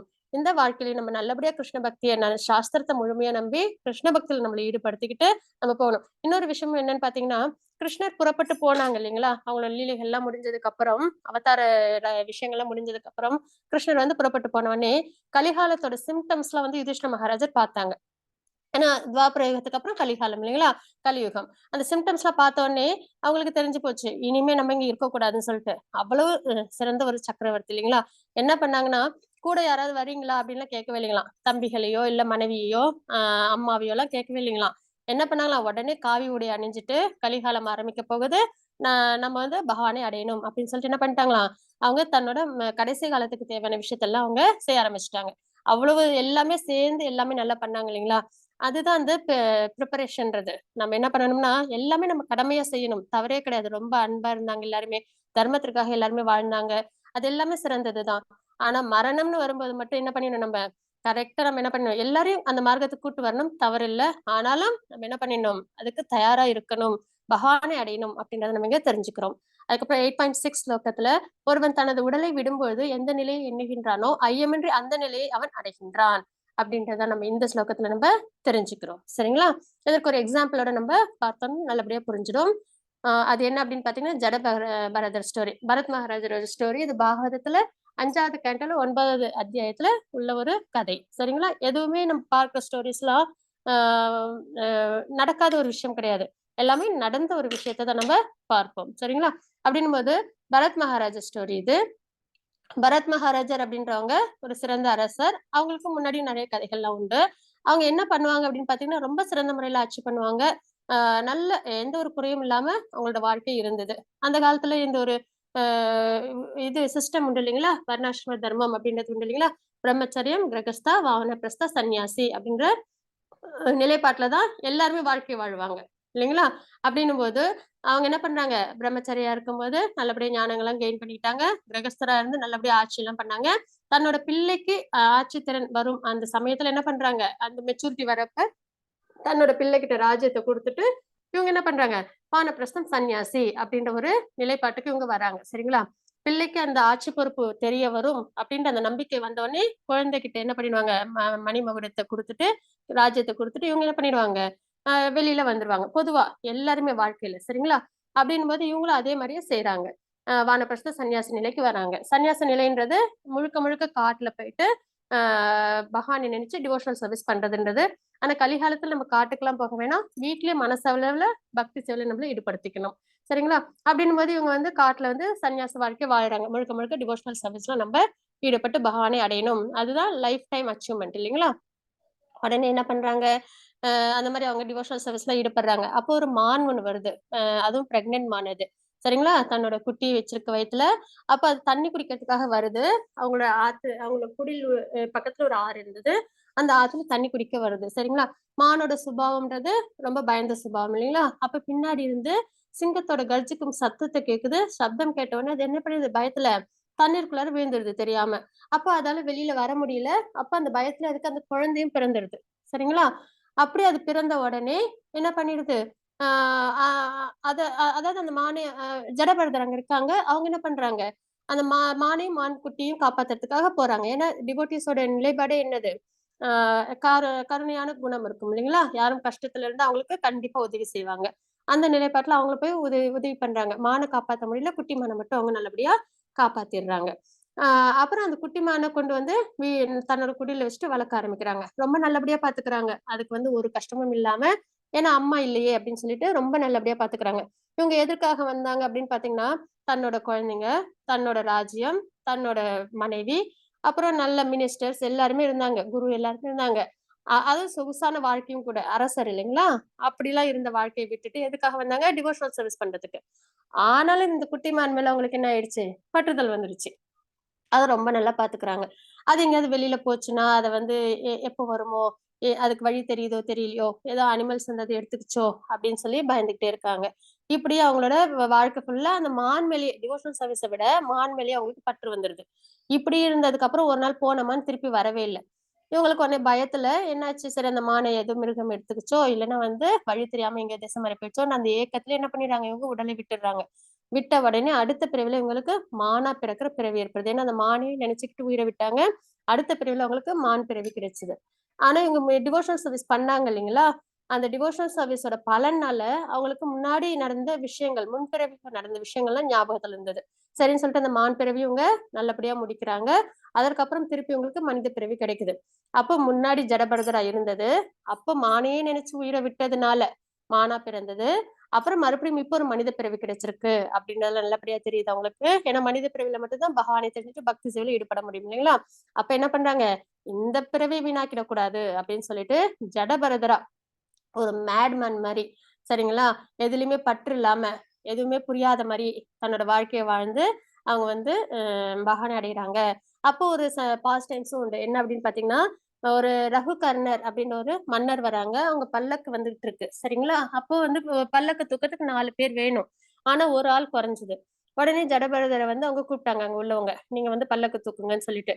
உடனே அவங்க வந்து ஜடபரதர் தூக்கும் போது பாத்தீங்கன்னா கீழே நிறைய எறும்புகள்லாம் போச்சு. அதை மெரிக்காம போகணும். ஏன்னா அதை மெரிச்சிட்டா பாதம் பட்டு அது இறந்து போயிடுமேன்னு சொல்லிட்டு அதை மெரிக்காம போறாங்க. அப்ப என்ன ஆகுதுன்னு பாத்தீங்கன்னா பல்லக்கு வந்து குலுங்குது, சரிங்களா? ஏன்னா இப்படி தாண்டி தாண்டி போகும்போது பல்லக்கு குலுங்குது. உடனே அரசருக்கு கோவம் வந்துருது, ரகுகர்ணருக்கு. உனக்கு வந்து பல்லக்கு கூட தூக்க தெரியாதா அப்படின்னு சொல்லி ஜடபரதர் அவங்க இது நிந்திக்கிறாங்க. உடனே வந்து ஜடபரதர் வந்து ஆத்ம ஞானத்தை அவங்களுக்கும் கொடுக்குறாங்க, சரிங்களா? அப்ப அதையும் கேட்டவொடனே ரகுகர்ணர் அவங்களும் பக்தி சேவையில் ஈடுபடுறாங்க. ஜடபரதரும் நல்லபடியா பக்தி சேவையில் ஈடுபட்டு பகவானை அடையிறாங்க இந்த ஜட உலகத்துல பற்று இல்லாம அப்படின்னு நம்ம இங்க தெரிஞ்சுக்கிறோம், சரிங்களா? அப்ப இறக்கும் தருணத்துல நம்ம என்ன நினைக்கிறோமோ அதுதான் நம்மளுக்கு அடுத்த பிறவிக்கான ஆதாரமா அமையும். நம்ம எந்த ஆசை ஆழ் மனதுல இருக்கோ அது சொல்லுவாங்க. பொதுவா வந்து ஒரு விஷயம் நடக்கும் இல்லைங்களா? நம்மளே அது உணர்ந்திருப்போம் எல்லாருமே வாழ்க்கையில. நம்மள மனசுல ரொம்ப பாதிச்ச விஷயம்தான் நம்ம தூங்கி எழுந்திருக்கும் போது நம்மளுக்கு ஞாபகம் வரும் இல்லைங்களா? நம்ம தூங்கி எழுந்திருக்கும் போது முதல் நாள் ஏதாவது ஒரு ரொம்ப மனசை பாதிக்கிற விஷயம் இருந்ததுன்னா அதுதான் நம்மளுக்கு டக்குன்னு ஞாபகம் வரும் இல்லைங்களா? அந்த மாதிரி நம்ம எது மேல ரொம்ப ஆழ்ந்த ஆசை வச்சிருக்கிறோமோ அதுதான் நம்மளுக்கு மரண நேரத்துல நினைவுல வரும். ஆனால் நம்ம அந்த ஆசைப்படுறதுன்றது மனம்தான் இல்லைங்களா? அப்படிப்பட்ட மனதை நம்ம என்ன பண்ணணும், பகவான் மேல ஆசைப்படணும், பகவானை ஆசைப்படணும், பகவான் மேல பக்தி சேவையில் ஈடுபடணும். அப்படி நம்ம ஈடுபட்டோம் அப்படின்னா நம்மளுக்கும் இறக்கும் சமயத்துல பகவானோட நினைவு வரும். அதனால நம்ம பகவானை அடைய முடியும் அப்படின்னு நம்ம இங்க தெரிஞ்சுக்கிறோம். மாதாஜி 8.7 ஸ்லோகம். எஸ் மாதாஜி. ஜெய் ஸ்ரீ மாதாஜி. ஹரே கிருஷ்ணா. ஹரே கிருஷ்ணா. हरे कृष्णा माताजी. ஹரே கிருஷ்ணா மாதாஜி. तस्मा सर्वेषु कालेषु मामनुस्मरयुत्य च मय्यर्पितमनो बुद्धिर् मामेवैषस्व संशयः. हरे कृष्णा माताजी. ஹரே கிருஷ்ணா மாதாஜி. எனவே அர்ஜுனா, என்னை இந்த கிருஷ்ண உணர்வில் எப்பொழுதும் எண்ணிக்கொண்டு அதே சமயம் உனக்கு விதிக்கப்பட்ட கடமையான போரிடுதலையும் செய்வாயாக. உன்னுடைய செயல்களை எனக்கு அர்ப்பணித்து உன்னுடைய மனத்தையும் புத்தியையும் என்னில் நிலைநிறுத்துவதன் மூலம் நீ என்னையே அடைவாய் என்பதில் ஐயமில்லை. அப்ப நம்ம கிருஷ்ணரை நினைவில் கொள்ளணும்ன்றது தெரிஞ்சுக்கிறோம் இல்லைங்களா? பகவான் என்ன குறிப்பிட்டு கொடுத்துட்டாங்க, என்னை மட்டும் எண்ணிக்கொண்டு உடலை விட்டால் என்னையே அடைவாய், இதில் சிறிதும் சந்தேகம் இல்லைன்றதை சொல்லிட்டாங்க. அப்ப வேற ஏதாவது நினைச்சிட்டு நம்ம உயிரை விட்டோம்னா அதேதான் நம்ம வந்து அடுத்த பிறவில நம்ம அடைவோம். அந்த பிறவிதான் நமக்கு கிடைக்கும்ன்றது நம்ம தெரிஞ்சுக்கிட்டோம் இல்லைங்களா? அப்படின்னும் போது பகவான் என்ன மாதிரி நம்ம வந்து ப்ராசஸ்ல இருக்கணும்ன்றதான் இந்த ஸ்லோகத்துல நம்ம பார்க்கிறோம். என்னை இந்த கிருஷ்ண உணர்வில் எப்பொழுதும் எண்ணிக்கொண்டு மனதுல எப்பயுமே பகவானை நிலைநிறுத்தி, அதே சமயம் உனக்கு விதிக்கப்பட்ட கடமையான போரிடுதலை செய்வாயாக. நம்ம உடனே கிருஷ்ண பக்தினோடனே சரி பகவானே மனசுல நினைச்சிட்டு நம்ம எந்த செல் ஈடுபடாம இருந்துடலாமா அப்படின்னா அப்படி கிடையவே கிடையாது. பகவான் இங்கேயும் குறிப்பிடுறாங்க ஸ்லோகத்துல. அதே சமயம் உனக்கு விதிக்கப்பட்ட கடமையான போரிடுதலையும் செய்வாயாக அர்ஜுனருக்கு குறிப்பிடுறாங்க. அதேதான் நமக்குன்னு விதிக்கப்பட்ட கடமை என்னவோ அதை நம்ம தர்ம வழியில நல்லபடியா திறன்பட நம்ம அதை செய்யணும். ஆனா மனசுல எப்பயும் பகவானை நிலைநிறுத்தி பக்தி சேவையில ஈடுபடணும் அப்படின்றத சொல்றாங்க. உன்னுடைய செயல்களை எனக்கு அர்ப்பணித்து நம்ம எந்த ஒரு செயல் செஞ்சாலும் கண்டிப்பா கிருஷ்ண பக்தியில இருக்கும்போது நம்ம நல்ல செயல்களை தான் நம்மள ஈடுபடுத்திக்கணும். அப்போ நம்ம எந்த செயல்கள் செஞ்சாலும் அதோட பலனை என்ன பண்ணணும், நம்ம பகவானுக்கு அர்ப்பணிக்கணும். உன்னுடைய மனத்தையும் புத்தியையும் என்னில் நிலைநிறுத்துவதன் மூலம் இந்த மாதிரி நம்ம வாழ்க்கையை நம்ம வாழும்போது நீ என்னையே அடைவாய் என்பதில் ஐயமில்லை.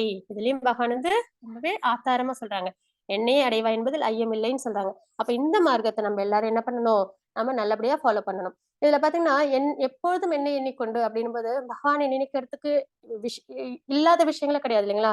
ரொம்ப அழகா இருப்பாங்க. அவங்க பாதங்களை மனசுல நினைச்சுக்கிட்டே இருக்கலாம். ரொம்ப அதாவது சங்கச்சக்கர கதாதாரியா இருக்கட்டும், கிருஷ்ணரா இருக்கட்டும் இல்லைங்களா, அதாவது திரிபங்கா ஃபார்ம். அப்புறம் அவங்களோட குணங்கள், காருண்யமான குணங்கள் பக்தர்கள் கிட்ட, சுதாமா கிட்ட, சபரி மாதா கிட்ட, இந்த மாதிரி நிறைய நம்ம வந்து விஷயங்கள் பாஸ்ட் டென்ஸ் இருக்கு இல்லைங்களா, குணங்கள், லீலைகள், நாமம், பகவானோட நாமத்தை எப்பயுமே நம்ம மனசுல நினைச்சுக்கிட்டே இருக்கிறது. இந்த மாதிரி பகவானோட உருவம் சரிங்களா, திருவுருவம், இதெல்லாம் நினைக்கிறதுக்கு நம்மளுக்கு நிறைய இருக்கு. ஆனா நம்ம என்ன பண்ணிடுறோம், அதுல மனசுல சரி நிலைநிறுத்துறதுக்கு சிரமப்பட்டு இந்த ஜட உலகத்தில் உள்ள விஷயங்கள் நம்ம எப்பயும் நினைச்சுக்கிட்டு அதிலும் கஷ்டமான விஷயங்களும் நினைச்சிட்டு இருக்கோம் போது அது என்னது அவ்வளவு உயர்ந்ததா இருக்காது இல்லைங்களா. அப்ப நம்ம என்ன பண்ணணும், எப்பயுமே பகவானை நம்ம மனசுல எப்பயுமே நல்லபடியா நினைச்சுக்கிட்டே இருக்கணும். அப்போ நம்ம செயல்களையும் நம்ம பகவானுக்காக நம்ம அர்ப்பணிக்கிறோம். என்னைக்கு நம்மளோட கடமைகளை விட்டுடவே கூடாது, நமக்குன்னு விதிக்கப்பட்ட கடமை நம்ம நல்லபடியா செய்யணும் அப்படின்றத இந்த ஸ்லோகத்துல நம்ம தெரிஞ்சுக்கிறோம். அப்படி நம்ம இருந்தோம் அப்படின்னா, கிருஷ்ண உணர்வில் நம்ம வாழ்க்கை வாழ்ந்தோம்னா கண்டிப்பா நம்ம பகவானை அடைவோம் அப்படின்றத 8.7 ஸ்லோகத்துல நம்ம தெரிஞ்சுக்கிறோம். மாதாஜி 8.8 ஸ்லோகம். நிவேதிதா மாதாஜி, ஹரே கிருஷ்ணா. हरे कृष्णा माताजी। ஹரே கிருஷ்ணா மாதாஜி. हरे कृष्णा माताजी। ஹரே கிருஷ்ணா.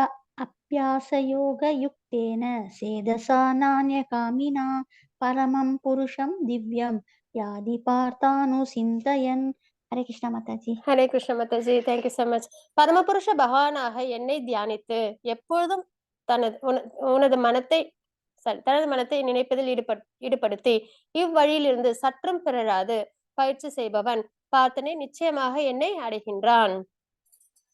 சரிங்களா. இதுல என்ன பார்க்கணும் அப்படின்னு பாத்தீங்கன்னா, பகவானை எப்பயுமே தியானிச்சு சரிங்களா. பகவானை தியானிக்கும் முறைன்னா அவங்களோட திரு ரூபம் சரிங்களா, பகவானோட திருமேனி அழகு ரூபமான, அதாவது ரொம்ப அழகான திருமேனி பகவானுக்கு.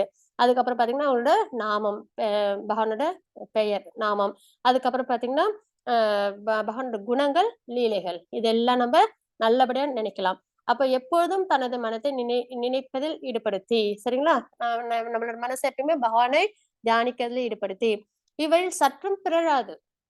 அதுல என்னன்னா ஒரு நேரம் பண்ற ஒரு நேரம் கிடையாது, அப்படி கிடையாது, எப்பயுமே சரிங்களா.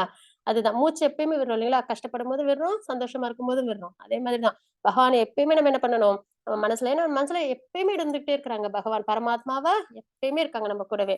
அப்படின்னும் போது நம்ம என்ன பண்ணணும், சற்றும் பிறழாது பயிற்சி செய்யணும், பக்தி மார்க்கத்துல நம்மள ஈடுபடுத்திக்கணும். பார்த்தனே நிச்சயமாக என்னை அப்படிப்பட்டவங்க அடையிறாங்க அப்படின்றத நம்ம இங்க பார்க்கிறோம் சரிங்களா. இது பாத்தீங்கன்னா ஸ்ரீமத் பாகவதத்துல 6வது கேண்டோல 1வது அத்தியாயத்துல உள்ள ஒரு கதை சரிங்களா. இதுவும் வந்து நிஜமான நடந்ததுதான். அப்படின்னும் போது இது வந்து அஜாமிலா ஸ்டோரி அப்படின்னு சொல்லுவாங்க. இவங்க யார் அப்படின்னு பாத்தீங்கன்னா ஒரு சிறந்த பிராமணன். இவங்க கலிகாலத்துல ஒரு நல்ல ஒரு பிராமணன் வேணும் அப்படின்னு சொன்னா அஜாமிலாவை தான் எல்லாருமே சுட்டி காட்டுவாங்க. அந்த அளவுக்கு ஒரு சிறந்த பிராமணன் இவங்க. இவங்களுக்கு கல்யாணம் ஆகி குழந்தைகள் எல்லாம் இருக்காங்க, அப்பா அம்மா எல்லாம் இருந்தாங்க. அப்படி நல்ல குடும்ப வாழ்க்கையிலேயே இருந்து அவங்க என்ன பண்ணாங்க, பிராமண கைங்கரியங்களையும் நல்லபடியா அவங்க பண்ணிட்டு இருக்காங்க. அப்படி இருக்கும்போது ஒரு நாள் பிராமண விஷயங்களுக்காக அவங்க என்ன பண்றாங்க, இந்த யாகங்கள்லாம் வளர்க்கணும் இல்லைங்களா, அதற்காக கொஞ்சம் சுள்ளிகள் எல்லாம் வேணும் இல்லைங்களா, அதெல்லாம் எடுக்கிறதுக்காக காட்டுக்கு போறாங்க. காட்டுக்கு போகும்போது பாத்தீங்கன்னா அங்க வந்து 2 பேர், ஒரு ஆணும் பெண்ணும் இணைஞ்சிருக்கிறத பாக்குறாங்க. அதை பார்த்த உடனே இவங்களுக்கு என்ன ஆகுது, மனம் வந்து டிஸ்டர்ப் ஆயிடுது. மனம் அதான் இந்த புலன் இன்ப பொருட்கள் அதுல இருந்து நம்ம விலகி இருக்கணும், அதுவும் அதர்மமான விஷயங்கள்னும் போது அதுல இருந்து விலகி இருக்கணும் நம்ம பார்க்கிறோம் இல்லைங்களா 2வது அத்தியாயத்துல. அப்படின் போது அவங்க வந்து என்ன பண்றாங்க, அந்த பெண்மணியை பாக்குறாங்க, அவங்களுக்கு மனசு ஃபுல்லா அந்த பெண் மேல ஆசை வந்துருது.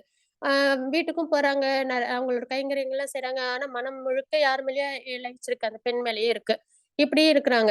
அவங்களால அதுக்கப்புறம் அந்த ஆசை, அந்த ஜட சம்பந்தப்பட்ட பொருள், அது மேல அவங்களுக்கு ஒரு இணைப்பு. அதுக்கப்புறம் அது ஆசை, காமமா மாறிடுது. ரொம்ப தீவிரமான ஆசையா வந்து என்ன பண்ணிடுறாங்க, அந்த பெண் இல்லாம தன்னால வாழ முடியாதுன்னு சொல்லிட்டு, அவங்க என்ன பண்ணாங்க, நேரா போய் அந்த பெண்மணி கிட்ட என்னைய மேரேஜ் பண்ணிக்கோங்க அப்படின்றத சொல்றாங்க. அ அவங்க அவங்க ஒரு வேசியாஸ்திரி சரிங்களா? அவங்க வந்து, "இல்ல நான் உங்கள மேரேஜ் பண்ணிக்க மாட்டேன். ஏன்னா உங்களோட வருமானத்துல என்னோட வாழ்க்கைய நல்ல சொகுசா வாழ முடியாது." அப்படின்றத தெளிவா சொல்லிடுறாங்க. ஆனாலும் இவங்களுக்கு அந்த பெண்மணி மேல உள்ள ரொம்ப அலாதியான ஆசையினால என்ன பண்ணிடுறாங்க, உங்களுக்கு என்ன வேணுமோ அதெல்லாம் நான் உங்களுக்கு செஞ்சு குடுக்குறேன். என்னைய தயவு செஞ்சு திருமணம் பண்ணிக்கோங்கன்னு சொல்றாங்க. உடனே அந்த பெண்மணியும் இவங்கள மேரேஜ் பண்ணிக்கிறாங்க. அதுக்கப்புறம் இவங்களுக்கு 10 குழந்தைகள் வரைக்கும் பிறந்துருது. கடைசியில பிறந்த பிள்ளைக்கு பேரு நாராயணா அப்படின்னு வந்து பேர் வைக்கிறாங்க. அந்த பிள்ளை மேல இவங்களுக்கு ரொம்ப அலாதி பிரியமா இருக்கு. சரிங்களா? இப்படியே அவங்க வாழ்க்கைய வாழ்ந்துட்டே இருக்காங்க. இவங்க அந்த பெண்மணிக்கு இவங்களோட வருமானத்துல பிராமணனா இருந்து கிடைக்கிற வருமானத்துல அவங்களால சந்தோஷமா வாழ முடியல. அப்ப அவங்கள திருப்தி பண்றதுக்காக என்ன பண்றாங்கன்னு பார்த்தீங்கன்னா, பொய் சொல்றது, அப்புறம் வழி புரோக்கர்கள் கிட்ட இருந்து பொருட்கள்லாம் எடுக்கிறது, இந்த மாரி அதர்மமான செயல்கள்லாம் தன்னை ஈடுபடுத்திக்கிறாங்க.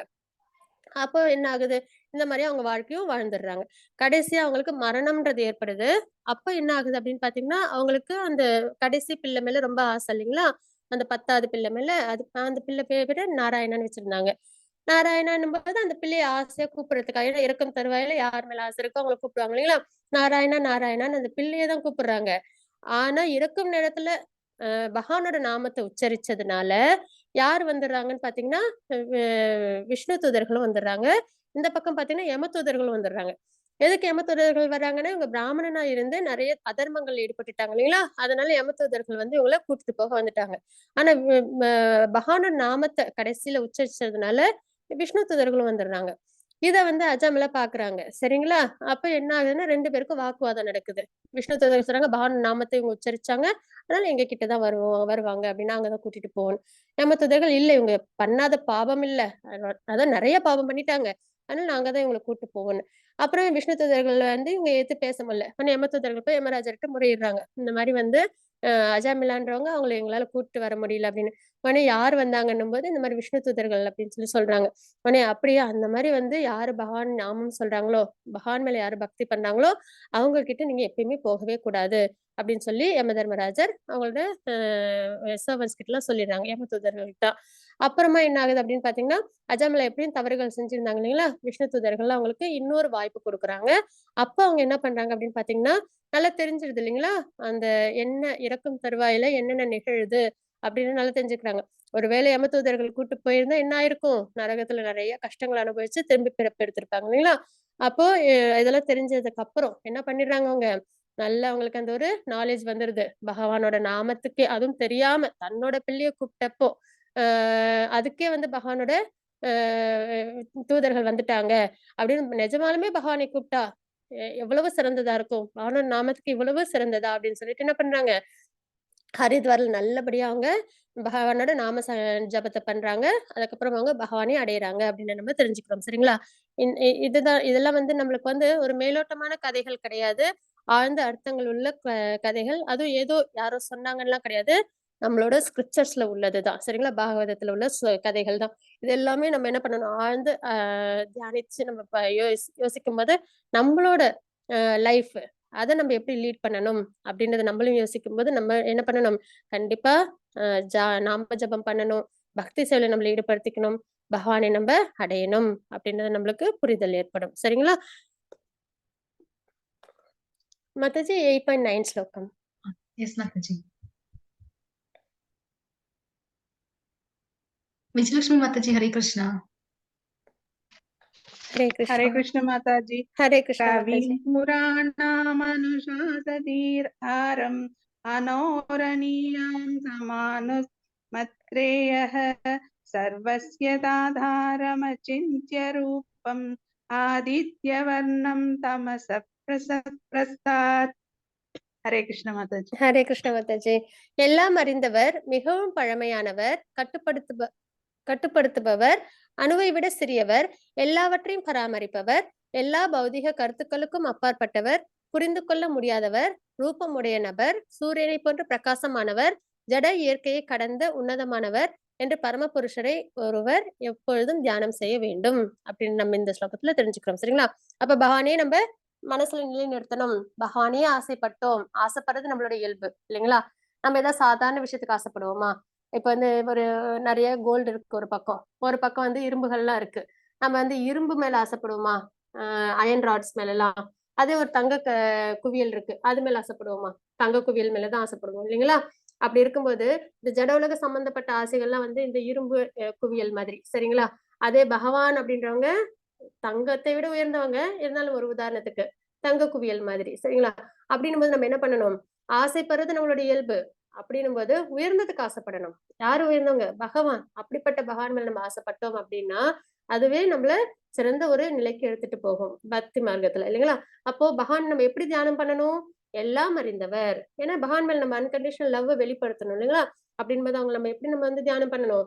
எல்லாம் அறிந்தவர், மிகவும் பழமையானவர். சரிங்களா? ஆதி அந்தம் கிடையாது இல்லைங்களா? எப்போ அவங்க வந்து உருவானாங்கன்னு தெரியாத அன்பான் பிகினிங்லெஸ் எல்லாம் நம்ம பார்க்கிறோம். மிகவும் பழமையானவர், கட்டுப்படுத்துபவர். எல்லாமே பகவானோட கண்ட்ரோல் இருக்கு. முக்குணங்கள்ல இருந்து ஆன்மீக உலகம், ஜட உலகம் எல்லாமே பகவானோட கட்டுப்பாட்டுல இருக்குன்றது தெரிஞ்சுக்கிறோம். அணுவை விட சிறியவர். சரிங்களா? எல்லாவற்றையும் பராமரிப்பவர். எல்லாமே இந்த இது இப்ப நம்ம இங்க பார்க்கிறோம் இல்லைங்களா? சூரியன் சந்திரன் எல்லாமே வந்து சரியான நிலைப்பாட்டுல இருக்கு இல்லைங்களா? அப்படின்னும் போது எல்லாவற்றையும் பராமரிப்பவர். எல்லா பௌதிக கருத்துக்களுக்கும் அப்பாற்பட்டவர். இந்த பௌதிக விஷயங்களை மனசுல வச்சுக்கிட்டு நம்ம வந்து அவங்களை வந்து புரிஞ்சுக்கணும், பகவானை புரிஞ்சுக்கணும்னா அதற்கு நம்மளுக்கு வாய்ப்பே கிடையாது. வேதத்தை நம்ம கண்ணை மூடிக்கிட்டு ஃபாலோ பண்ணி பக்தி ஈடுபட்டால் மட்டுமே நம்ம என்ன பண்ண முடியும்? பகவானை புரிஞ்சுக்க முடியும். புரிந்து கொள்ள முடியாதவர் அப்படின்னு பார்க்கிறோம். இந்த பௌதீக கருத்துக்களோட நம்மளால என்ன பண்ண முடியாது? பகவானை புரிஞ்சுக்க முடியாது. ரூபமுடைய நபர், பகவானுக்கு ரூபம் உண்டு. அதுவும் அழகான திரிபங்கா ஃபார்ம், அப்புறம் சங்கச்சக்கர கதாதாரியா 400 ஃபார்ம் எப்படிலாம் நம்ம பார்க்கிறோம் இல்லையா? சூரியனை போன்ற பிரகாசமானவர். நம்ம இந்த ஜட உலகத்துல பார்க்கல பிரகாசமானது சூரியன். அப்ப சூரியனோட தான் நம்ம ஒப்பிட முடியும் இல்லையா? ஏன்னா இதற்கு தாண்டி வேற பிரகாசம் நம்ம பார்த்ததில்லை. அப்படின்பது சூரியனை போன்ற பிரகாசமானவர். ஆனா கோடி சூரியனை விட பிரகாசமானவங்க அப்படின்னு நம்ம தெரிஞ்சுப்போம். ஜட இயற்கையை கடந்த உன்னதமானவர். இந்த முக்குணங்களை எல்லாம் விட உயர்ந்தவங்க அப்படின்னு நம்ம தெரிஞ்சுக்கிறோம். என்று பரமபுருஷரை ஒருவர் தியானம் செய்ய வேண்டும். இந்த நிலைப்பாட்டோட நம்ம பகவானை புரிஞ்சுட்டு நம்ம தியானம் பண்ணணும் அப்படின்றத தெரிஞ்சுக்கிறோம். எல்லாம் வந்து விரிவாக்கங்கள் விஷ்ணு தத்துவா அதெல்லாம் வந்து நம்ம வந்து பார்ப்போம். சரிங்களா? அதாவது வந்து பகவான் கிருஷ்ணர் ஏன்னா மிகவும் பழமையானவர் அப்படின்னு நம்ம பார்க்கிறோம் இல்லைங்களா? அப்படின் போது பாத்தீங்கன்னா விஷ்ணு தத்துவா அப்படின்லாம் வரும். என்ன அப்படின்னு பாத்தீங்கன்னா ஃபர்ஸ்ட் கிருஷ்ணர் உருவாவாங்க. அதற்கப்புறம் பாத்தீங்கன்னா பலராமர் அவங்க கிட்டே இருந்து ஒரு சக்தி வெளியில வரும். கிருஷ்ணர் ஃபர்ஸ்ட் அவங்க கிட்டே இருந்து ஒரு சக்தி வெளியில வரும். அது என்ன அப்படின்னு பாத்தீங்கன்னா பலராமர். அப்புறம் பலராமர்கிட்ட இருந்து சதுர்வியூகங்கள்னு சொல்லுவாங்க. அதாவது வாசுதேவர், சங்கர்ஷ்ணர், அனிருத்தர், பிரத்யும்னன் அப்படின்னு வந்து 4 விரிவடைவாங்க. சரிங்களா? அதுல மறுபடியும் சங்கர்ஷ்ணர்ல இருந்து நாராயணர் உருவம் நாராயணர் விரிவடைவாங்க. மறுபடியும் நாராயணர்ல இருந்து மறுபடியும் வந்து சதுர்வியூகம் வாசுதேவர், சங்கர்ஷ்ணர், அனிருத்தர், பிரத்யும்னன் அப்படின்னு வந்து விரிவடைவாங்க. மறுபடியும் அந்த சங்கர்ஷ்ணர்ல இருந்து தான் மகாவிஷ்ணு உருவாவாங்க. மகாவிஷ்ணுன்றவங்க தான் க்ஷீரோதய கஷாய விஷ்ணு, காரணோதய கஷாய விஷ்ணு, கர்ப்போதய கஷாய விஷ்ணு அப்படின்னு நம்ம பார்ப்போம். சரிங்களா? இதெல்லாம் வந்து விலாச விரிவாக்கங்கள் அப்படின்னு சொல்லுவோம். விஷ்ணு தத்துவான்னு சொல்லுவோம் நம்ம. இதை பத்தி நீங்க இன்னும் நல்ல லெவல் 2 லெவல் 3 எல்லாம் பண்ணீங்கன்னா உங்களுக்கு இன்னும் நல்லபடியா உங்களுக்கு புரிதல் ஏற்படும். மத்தாச்சி 8.15 ஸ்லோகம். Yes, Mataji. Sridhar Prabhuji, Hare Krishna. हरे कृष्णा प्रभु जी.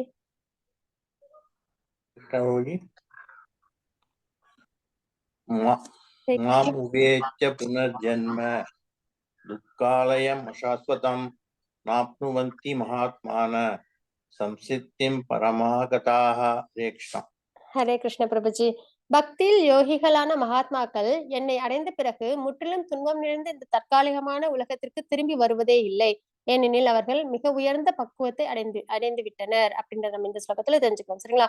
சரி, இப்ப பக்தி சேவையில நல்லபடியா ஈடுபட்டுறோம் அப்படின்னா பக்தியில் யோகிகளான மகாத்மாக்கள் அப்படிப்பட்டவங்க யாரு? மகாத்மாக்கள். நேற்று கூட நம்ம பார்த்தோம்ல பகுநாம் ஜன்மனாம் அந்தே அப்படின்ற ஸ்லோகத்துல நிறைய பிறவிகள் எடுத்ததுக்கு அப்புறம் பகவான் தான் சர்வ காரணம் சொல்லி பகவான்கிட்ட யார் சரணாகதி அடைகிறாங்களோ அவங்க மகாத்மாக்கள் அப்படின்னு நம்ம பார்க்கிறோம் இல்லையா? அப்போ பக்தியில் யோகிகளான பக்தி சேவையில நல்ல நிலைப்பாட்டுல உள்ளவங்க மகாத்மாக்கள் அப்படின்னு நம்ம பார்க்கிறோம். என்னை அடைந்த பிறகு முற்றிலும் துன்பம் நிறைந்த இந்த தற்காலிகமான இந்த உலகம் எப்படி துன்பம் நிறைஞ்சது, 7 வகையான துன்பங்கள் நம்ம பார்த்துட்டோம் இல்லைங்களா? முற்றிலும் துன்பம் பார்த்துட்டோம். தற்காலிகமானது. இது நம்மளுக்கு நித்தியமான ஒரு இடமா அப்படின்னா கிடையாது இல்லைங்களா? நம்மளோட நித்தியமான வாசம் இங்க பகவானோட பக்தி சேவையில் ஈடுபட்டு பகவானோட லோகத்துல இருக்கிறது. அப்படிங்கும்போது நம்மளுக்கு தற்காலிகமான ஒரு உலகம் தான். அதுக்கப்புறம் இந்த தற்காலிகமான உலகத்திற்கு திரும்பி வருவதே இல்லை. ஏனெனில் அவர்கள் மிக உயர்ந்த பக்குவத்தை அடைந்து விட்டனர். ஆத்ம நிலைப்பாட்டுல எது உன்னதம் அப்படின்றது தெரிஞ்சுக்கிறோம் இல்லைங்களா? பக்தி சேவை பகவான் அடையிறதுதான்றது. அப்போ பகவானை பக்தி மூலமா திருப்தி பண்றதுதான் சிறந்த நிலைன்றது தெரிஞ்சுக்கிட்டதுக்கு அப்புறம் அதுதான் மிக உயர்ந்த பக்குவம் அப்படின்னு நம்ம இங்க தெரிஞ்சுக்கிறோம். மத்தஜி 8.16 ஸ்லோகம். ஜானகிராமன் பிரபுஜி ஹரே கிருஷ்ணா. ஹரே கிருஷ்ணா பிரபுஜி.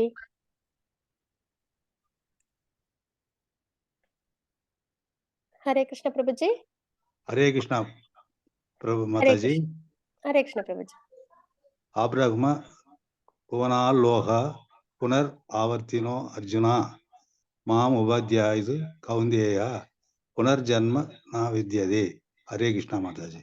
ஹரே கிருஷ்ண பிரபுஜி.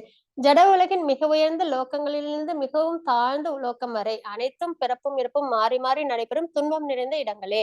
ஆனால் குந்தியின் மகனே, என்னுடைய இடத்தை அடைபவன் என்றும் மறுபிறவி எடுப்பதில்லை. அப்போ இந்த ஜட உலகம் இப்ப நம்ம வந்து துக்காலே மசாஸ்வதம் அப்படின்றத நம்ம பார்க்கிறோம் சரிங்களா? என்னன்னா இந்த ஜட உலகத்துக்கும் ஆன்மீக உலகத்துக்கும் உள்ள வித்தியாசங்கள் என்ன அப்படின்னு நம்ம பார்க்கிறோம். ஜட உலகம் எப்படி இருக்குங்களா? மிக உயர்ந்த லோகம் சத்திய லோகம் தான் மிக உயர்ந்த லோகம். மிக தாழ்ந்த லோகம் பாத்தாள லோகம். 14 பிளானட்டரி சிஸ்டம் சொல்லுவாங்க இல்லைங்களா? 14 லோகங்களை கொண்டது இந்த ஜட உலகம் அப்படின்றத பார்க்கிறோம். அப்ப மிக உயர்ந்த லோகம்ன்றது பிரம்மலோகம், தாழ்ந்ததுன்றது பாத்தாள லோகம். அப்ப மிக உயர்ந்த லோகத்திலிருந்து மிக தாழ்ந்த லோகம் வரை அனைத்தும் பிறப்பிறப்பு மாறி மாறி நடைபெறும் துன்பம் நிறைந்த இடங்களே. பிறப்பிறப்பு சுழற்சி இருக்குனாலே அந்த இடம் என்னது? பிறப்பே துன்பம் பார்த்தோம், இறப்பும் துன்பம் பார்த்துட்டோம் இல்லைங்களா? அப்போ பிரம்மாவுக்கும் ஆயுள் காலம் உண்டுன்றதை நம்ம பார்த்துட்டோம். பிரம்மான்றது ஒரு போஸ்ட். அந்த நிலைப்பாட்டுக்கு அதாவது வர்ணாசிரம தர்மத்தை 100 ஆண்டுகள் 100 பிறவிகள் நல்லபடியா யார் வந்து இது ஃபாலோ பண்றாங்களோ, நிறைய தபஸ் நிறைய பண்றாங்களோ அவங்க பிரம்மாவா ஆகலாம் அப்படின்ற ஒரு தாத்பரியம் உண்டு அப்படின்றத சொல்லுவாங்க சரிங்களா? அப்படின் போது யாரெல்லாம் இப்ப இந்திரனுக்கு 100 அஸ்வமேத யாகம் நம்ம எல்லாருக்கும் ரொம்ப தெரிஞ்ச ஒரு விஷயம் இல்லைங்களா? யார் வேணாலும் இந்திரன் ஆகலாம் 100 அஸ்வமேத யாகம் செஞ்சா. அப்ப அது மாதிரி பிரம்மாவுக்கும் ஒரு பிரம்மா ஆகிறதுக்கும் ஒரு விதிமுறைகள் உண்டு. அப்ப பிரம்மாவுக்கும் ஆயுள் காலம் உண்டுன்றதை நம்ம பார்க்கிறோம். அப்ப பிறப்பிறப்பு சுழற்சின்றது நடைபெறும் துன்பம் நிறைந்த இடங்களே. மிகவும் உயர்ந்த சத்தியலோகத்திலிருந்து மிகவும் தாழ்ந்த இது பாதாள லோகம் வரைக்கும். ஆனால் குந்தியின் மகனே, என்னுடைய இடத்தை அடைபவன் என்றும் மறுபிறவி எடுப்பதில்லை. ஆனா பகவானோட லோகத்தை நம்ம அடைஞ்சிட்டோம் பக்தி சேவையினால அப்படின்னு பார்த்தோம்னா நம்ம திரும்பி இந்த உள்ள ஜட உலகத்துல மறுபிறவி அப்படின்றத எடுக்க மாட்டோம் அப்படின்னு நம்ம தெரிஞ்சுக்கிறோம். நித்தியமா பகவானோட நித்திய சுரிகளா இருப்போம்ன்றது. அப்ப பாத்தீங்கன்னா சரி நம்ம சொல்லுவோம் இல்ல, சொர்க்கம் தான் ரொம்ப சந்தோஷமான இடம், சொர்க்கம் மாதிரி இருக்கும், ஏதாவது ஒரு சந்தோஷம் அப்படின்னு நம்மளுக்கு தோணுச்சுன்னா உடனே சொர்க்கம் மாதிரி இருக்கு அப்படின்னு சொல்லுவோம் இல்லைங்களா? ஆனா சொர்க்கம் எப்படிப்பட்ட இடம் அப்படின்னு பார்த்தோம்னா எப்பயுமே இந்திரன் தன்னோட நிலைப்பாட்டுக்கு பயந்துகிட்டே இருப்பாங்க. யாராவது வேற இந்திரன் வந்துருவாங்களோ அப்படின்ற பயம் இருக்கும். அதுக்கப்புறம் அசுரர்களுக்கும் தேவர்களுக்கும் போர் எப்பயுமே நடந்துகிட்டே இருக்கும் இல்லைங்களா? அப்படின்னு போது சொர்க்கத்திலயும் என்ன உண்டு? கலவரம் உண்டு அப்படின்ற நம்ம தெரிஞ்சுக்கிறோம். அங்கேயும் வந்து ஒரு அமைதியான ஒரு நிம்மதியான ஒரு சுச்சுவேஷன் கிடையாது. அது மாதிரி பூலோகம் நம்ம இருக்கிற இடம் அங்கேயும் வந்து என்னது? நிறைய கலவரங்கள் உண்டு அப்படின்னு தெரிஞ்சுக்கிறோம். அது மாதிரி நரகலோகம் சொல்லவே வேணாம் இல்லைங்களா? அங்கேயும் வந்து அமைதி சந்தோஷமும் எதிர்பார்க்கவே முடியாது. ஏன்னா அங்க தவறுகளுக்கான தண்டனைகள் கிடைக்கிற இடம் அப்படின்போது அங்கேயும் வந்து சந்தோஷம் இருக்காது. அப்போ மேல உள்ள உலகத்திலிருந்து கீழே உள்ள உலகம் வரைக்கும் எல்லாமே என்னது? கலவரம் நிறைந்த பூமியை நம்ம பார்க்கிறோம். ஆனா பகவானோட லோகம் எப்பயுமே நல்லபடியா இருக்கும், நிச்சயமான சந்தோஷம் அமைதியோட இருக்கும்ன்றத நம்ம தெரிஞ்சுக்கிறோம். அதுக்கப்புறம் பாத்தீங்கன்னா 8.17 19 ஸ்லோகங்கள் வரைக்கும் என்ன இருக்கு அப்படின்னு நம்ம பார்க்கலாம். மத்தது 8.17 to 19 ஸ்லோகங்கள். சுஜித்ரா மாதாஜி ஸ்லோகம் வாசிக்கிறீங்களா? ஹரே கிருஷ்ணா.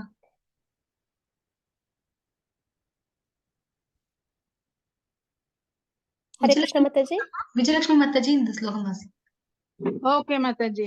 ஹரே கிருஷ்ண மாதாஜி. சஹஸ்ரயுக பர்யந்தம் प्रहर्यति ब्रह्मणो विदुः रात्रिं युगसहस्रान्तं देह रात्रवितो जनाः अव्यक्ताव्यक्तयः सर्वाः प्रभवन्त्यः रागमे रात्यार्यागमे प्रलीयन्ते तत्र वै वाव्यक्तसंयज्ञे 19 படிச்சிரதா மாதாஜி? அவசியம் மாதாஜி. 19 भूतग्रामस्य ये एवायं भूत्वा भूत्वा प्रलीयते रातर्यागमेव सत्पार्थ प्रभवरागमे Hare Krishna Mataji, thank you so much. மனித கணக்கின்படி 1000 யுகங்களை கொண்ட காலம் பிரம்மாவின் ஒரு பகலாகும். அவரது இரவின் காலமும் அது போன்று நீண்டதே. பிரம்மாவின் பகல் தோன்றும் போது எல்லா ஜீவாத்மாக்களும் அவ்யக்த நிலையிலிருந்து தோன்றுகின்றன. பின்னர் இரவு வந்தவுடன் அவர்கள் மீண்டும் அவ்யக்தத்துடன் இணைந்து விடுகின்றனர் அப்படின்னு நம்ம இங்க தெரிஞ்சுக்கிறோம். சரிங்களா? இது நம்ம ஏற்கனவே பார்த்தோம் இல்லைங்களா? பிரம்மாவோட ஆயுள் காலம் என்னன்றது சதுர்யுகம், சதுர் யுகங்கள் 1000 முறை சுழற்சி, ஒரு பகல் 1000 முறை சுழற்சி, ஒரு இரவு, அதுக்கப்புறம் பாத்தீங்கன்னா 2000 முறை சுழற்சி, பிரம்மாவோட ஒரு நாள் கணக்கு அப்படின்னு நம்ம பார்த்துட்டோம். அப்ப பிரம்மாவோட நாள் ஆரம்பிக்கும் போது எல்லாருமே என்ன பண்ணுவோம், அவ்யக்தத்துல இருந்து வெளியில வந்துருவோம். சரிங்களா? அவ்யக்தம்ன்றது நம்ம எல்லாமே இப்ப தூங்குறோம் இல்லைங்களா? அப்போ ஒரு அமைதியான ஒரு நிலைப்பாட்டுல இருக்கும் இல்லைங்களா? மறுபடியும் காலையில எழுந்தோடனே எல்லாருமே செயல்கள் ஈடுபடுறோம் இல்லைங்களா? அந்த மாதிரி ஒரு நிலைப்பாடு. பிரம்மாவோட இரவு அப்போ இந்த 3 லோகங்களும் தண்ணீர்ல மூழ்கி இருக்குங்களாம். பூலோகம், பூர்லோகம், சொர்க்கலோகம் வரைக்கும். ஜனலோகத்தில் உள்ள மக்கள் தப்பலோகத்துக்கு போயிடுவாங்களாம் இப்படின்னு சாஸ்திரத்துல குறிப்பிடப்பட்டிருக்கு. அப்போ இந்த 3 உலகங்களும் தண்ணீர்ல இருக்கும். அவ்யக்த நிலைன்னு சொல்லுவோம், எந்த செயல்பாடும் இருக்காதப்போ. அப்ப மறுபடியும் பிரம்மாவோட நாள் ஆரம்பிக்கும் போது மறுபடியும் எல்லாமே செயல்பட ஆரம்பிச்சிடும் அப்படின்னு நம்ம இங்க தெரிஞ்சுக்கிறோம். அப்ப மீண்டும் மீண்டும் பிரம்மாவின் பகல் வரும்போது இந்த ஜீவாத்மாக்கள் தோன்றுகின்றனர். பிரம்மாவின் இரவு வரும்போது இவர்கள் அனாதரவாக அழிக்கப்படுகின்றனர் அப்படின்றது இந்த ஸ்லோகத்துல நம்ம தெரிஞ்சுக்கிறோம். மாதாஜி 8.20 ஸ்லோகம். நிவேதிதா மாதாஜி, ஹரே கிருஷ்ணா. ஹரே கிருஷ்ணா ஹரே கிருஷ்ண மாதாஜி. மாதாஜி. படிக்கிறேன் மாதாஜி. அவசியம் மாதாஜி. परस्तस्मातु भावोऽन्यो व्यक्तो व्यक्तात् सनातनः यस सर्वेषु भूतेषु नश्यत्सु न विनश्यति. हरे कृष्ण माताजी. Hare Krishna Mataji, thank you so much. இருப்பினும் தோன்றி மறையும் இந்த ஜடத்திற்கு அப்பால் இந்த ஜட உலகம் தோன்றி மறையுதுன்னு நம்ம பார்க்கிறோம் இல்லைங்களா? ஏன்னா பகவானோட திருமேனிலேருந்து வரும் மூச்சு விடும்போது திரும்பி எல்லாரும் பகவான் மூச்சு இருக்கும்போது உள்ளார போயிடும் இல்லைங்களா? அப்ப தோன்றி மறையும் இந்த ஜட உலகத்திற்கு அப்பால் நித்தியமானதும் திவ்யமானதும் மற்றொரு தோன்றாத இயற்கை உள்ளது. எப்பயுமே நித்தியமான திவ்யமான தெய்வீகமான ஒரு உலகம் உண்டு. அது பரமமானது, என்றும் அழிவடையாதது. இவ்வுலகில் உள்ள அனைத்தும் அழிவடையும் போது அப்பகுதி அழிவதில்லை. இந்த மாதிரி பிரளயம் இந்த இதெல்லாம் ஏற்படும் போதும் பகவானோட லோகம் எப்படி இருக்கும், எந்த ஒரு டிஸ்டர்பன்ஸும் இல்லாம ரொம்பவே சிறந்த தெய்வீகமான நிலைப்பாட்டுல இருக்கும் அப்படின்றது இந்த ஸ்லோகத்துல நம்ம தெரிஞ்சுக்கிறோம். மாதாஜி 8.24-25 ஸ்லோகங்கள். ஜெயந்தி மாதாஜி, ஹரே கிருஷ்ணா. ஹரே கிருஷ்ண மாதாஜி. அக்னிர்ய உதிரக சுக்ல ஜன்மசா உத்ராயணம் தத்ரா பிரயாத கச்சந்தி பிரம்ம பிரம்மோ விதோ ஜனக தூமோ ராஸ்தி ததா கிருஷ்ணா சன்மசா தக்ஷிணாம் தத்ரா சாந்திரமசம் ஜோதி யோகி பிராப்ய நிவர்த்ததே. Hare Krishna Mataji. Hare Krishna Mataji, thank you so much. பரபிரம்மனை அறிந்தவர்கள் அக்னி தேவனின் ஆதிக்கத்தில் ஒளியில் பகலில் நல்ல நேரத்தில் வளர்பிறை உள்ள 2 வாரங்களில் சூரியன் வடக்கு நோக்கி செல்லும் 6 மாதங்களில் இவ்வுலகை விட்டு சென்று அந்த பரமனை அடைகின்றனர். புகையிலும் இரவிலும் தேய்பிரையிலும் சூரியன் தெற்கு நோக்கி செல்லும் 6 மாதங்களிலும் இவ்வுலகை விட்டு செல்லும் யோகிகள் சந்திரலோகத்தை அடைந்து மீண்டும் திரும்பி வருகின்றனர் அப்படின்னு நம்ம இந்த ஸ்லோகத்துல தெரிஞ்சுக்கிறோம். சரிங்களா? யார் ஒருத்தவங்க உத்தராயண காலத்துல, அப்புறம் வந்து பகல் பொழுதுல, அதுக்கப்புறம் பாத்தீங்கன்னா இந்த வளர்பிறை காலங்கள்ல தன்னோட உடலை விடுறாங்களோ அவங்க என்ன பண்ணுவாங்க, பகவானோட லோகத்தை அடையிறாங்க, பரமனை அடைகிறாங்க அப்படின்னு நம்ம இங்க தெரிஞ்சுக்கிறோம். சரிங்களா? அதே சமயத்துல யார் ஒருத்தவங்க புகையிலும் இரவிலும் தேய்பிரையிலும், அப்புறம் வந்து சூரியன் தெற்கு நோக்கி செல்லும் 6 மாதங்கள்ல, சரிங்களா, தக்ஷணாயத்துல, இதுல எல்லாம் யார் வந்து தன்னோட உடலை விடுறாங்களோ அவங்க சந்திரலோகம் வரைக்கும் போவாங்க, திரும்பியும் என்ன பண்ணுவாங்க, இந்த பூலோகத்திலே பிறப்பு எடுப்பாங்க அப்படின்றத நம்ம இந்த 2 ஸ்லோகங்கள்ல இருந்து நம்ம தெரிஞ்சுக்கிறோம். மாதாஜி 8.28 ஸ்லோகம். ஜானகிராமன் பிரபுஜி, ஹரே கிருஷ்ணா. ஹரே கிருஷ்ண பிரபுஜி. हरे कृष्णा माताजी. वेदेषु यज्ञेषु तपसुवैव कालेषु यत् पुण्यफलं प्रतिष्ठम् अत्येति तत् सर्वम् इदं विदित्वा योगी परं स्थानम् उभयति सात्ययम्. हरे कृष्णा माताजी. ஹரே கிருஷ்ண பிரபுஜி, தேங்க்யூ so much. பக்தி தொண்டின் பாதையை ஏற்றவன் வேதங்களை படித்தல், யாகங்களை செய்தல், தவம் புரிதல், தானம் கொடுத்தல், கர்ம ஞான பாதைகளை மேற்கொள்ளுதல் ஆகியவற்றால் அடையப்படும் பலன்களை இழப்பதில்லை. பக்தி தொண்டை செய்வதன் மூலமாகவே அவை அனைத்தையும் பெற்று இறுதியில் நித்தியமான உன்னத இடத்தை அவன் அடைகின்றான். அப்போ பக்தி பாதையில யார் இருக்காங்களோ, பகவான் மேலேயே மனதை நிலைநிறுத்தி பகவானையே ஆசைப்பட்டு, சரிங்களா, பக்தி தொண்டில் ஈடுபடுறவங்க எப்படி இருப்பாங்க அப்படின்னு பாத்தீங்கன்னா, வேதங்களை படிக்கிறதுனால, யாகங்கள் செய்யறதுனால, தவம் செய்யறதுனால, தானம் கொடுப்பதுனால, கர்ம ஞான பாதைகளை, கர்மயோகம், ஞான யோகம், இந்த பாதையெல்லாம் மேற்கொள்ளும் போது என்ன பலன்கள் கிடைக்குமோ, சரிங்களா, மேற்கொள்ளுதல் ஆகியவற்றால் அடையப்படும் பலன்களை இழப்பதில்லை. ஏன்னா இது எல்லாமே எதுல அடங்கிடுது? பகவான் மேல நம்ம பக்தி செய்யும் போது இந்த பலன்கள் எல்லாம் அதுலயே அடங்கிடுது. இப்ப பக்தி யோகத்திலே கர்ம யோகம், அஷ்டாங்க யோகம், ஞான யோகம்லாம் அடங்கி இருக்குன்றத நம்ம பார்க்கிறோம் இல்லைங்களா? அப்ப யாகங்கள், தவம், தானம், வேதங்கள் படித்தல், இந்த எல்லாமே எதுலயே அடங்கிடுது? பகவான் மேல பக்தி பண்ணும்போது அடங்கிடுது. அதுவும் குருவோட வழிகாட்டல்ல செய்யும் பொழுது.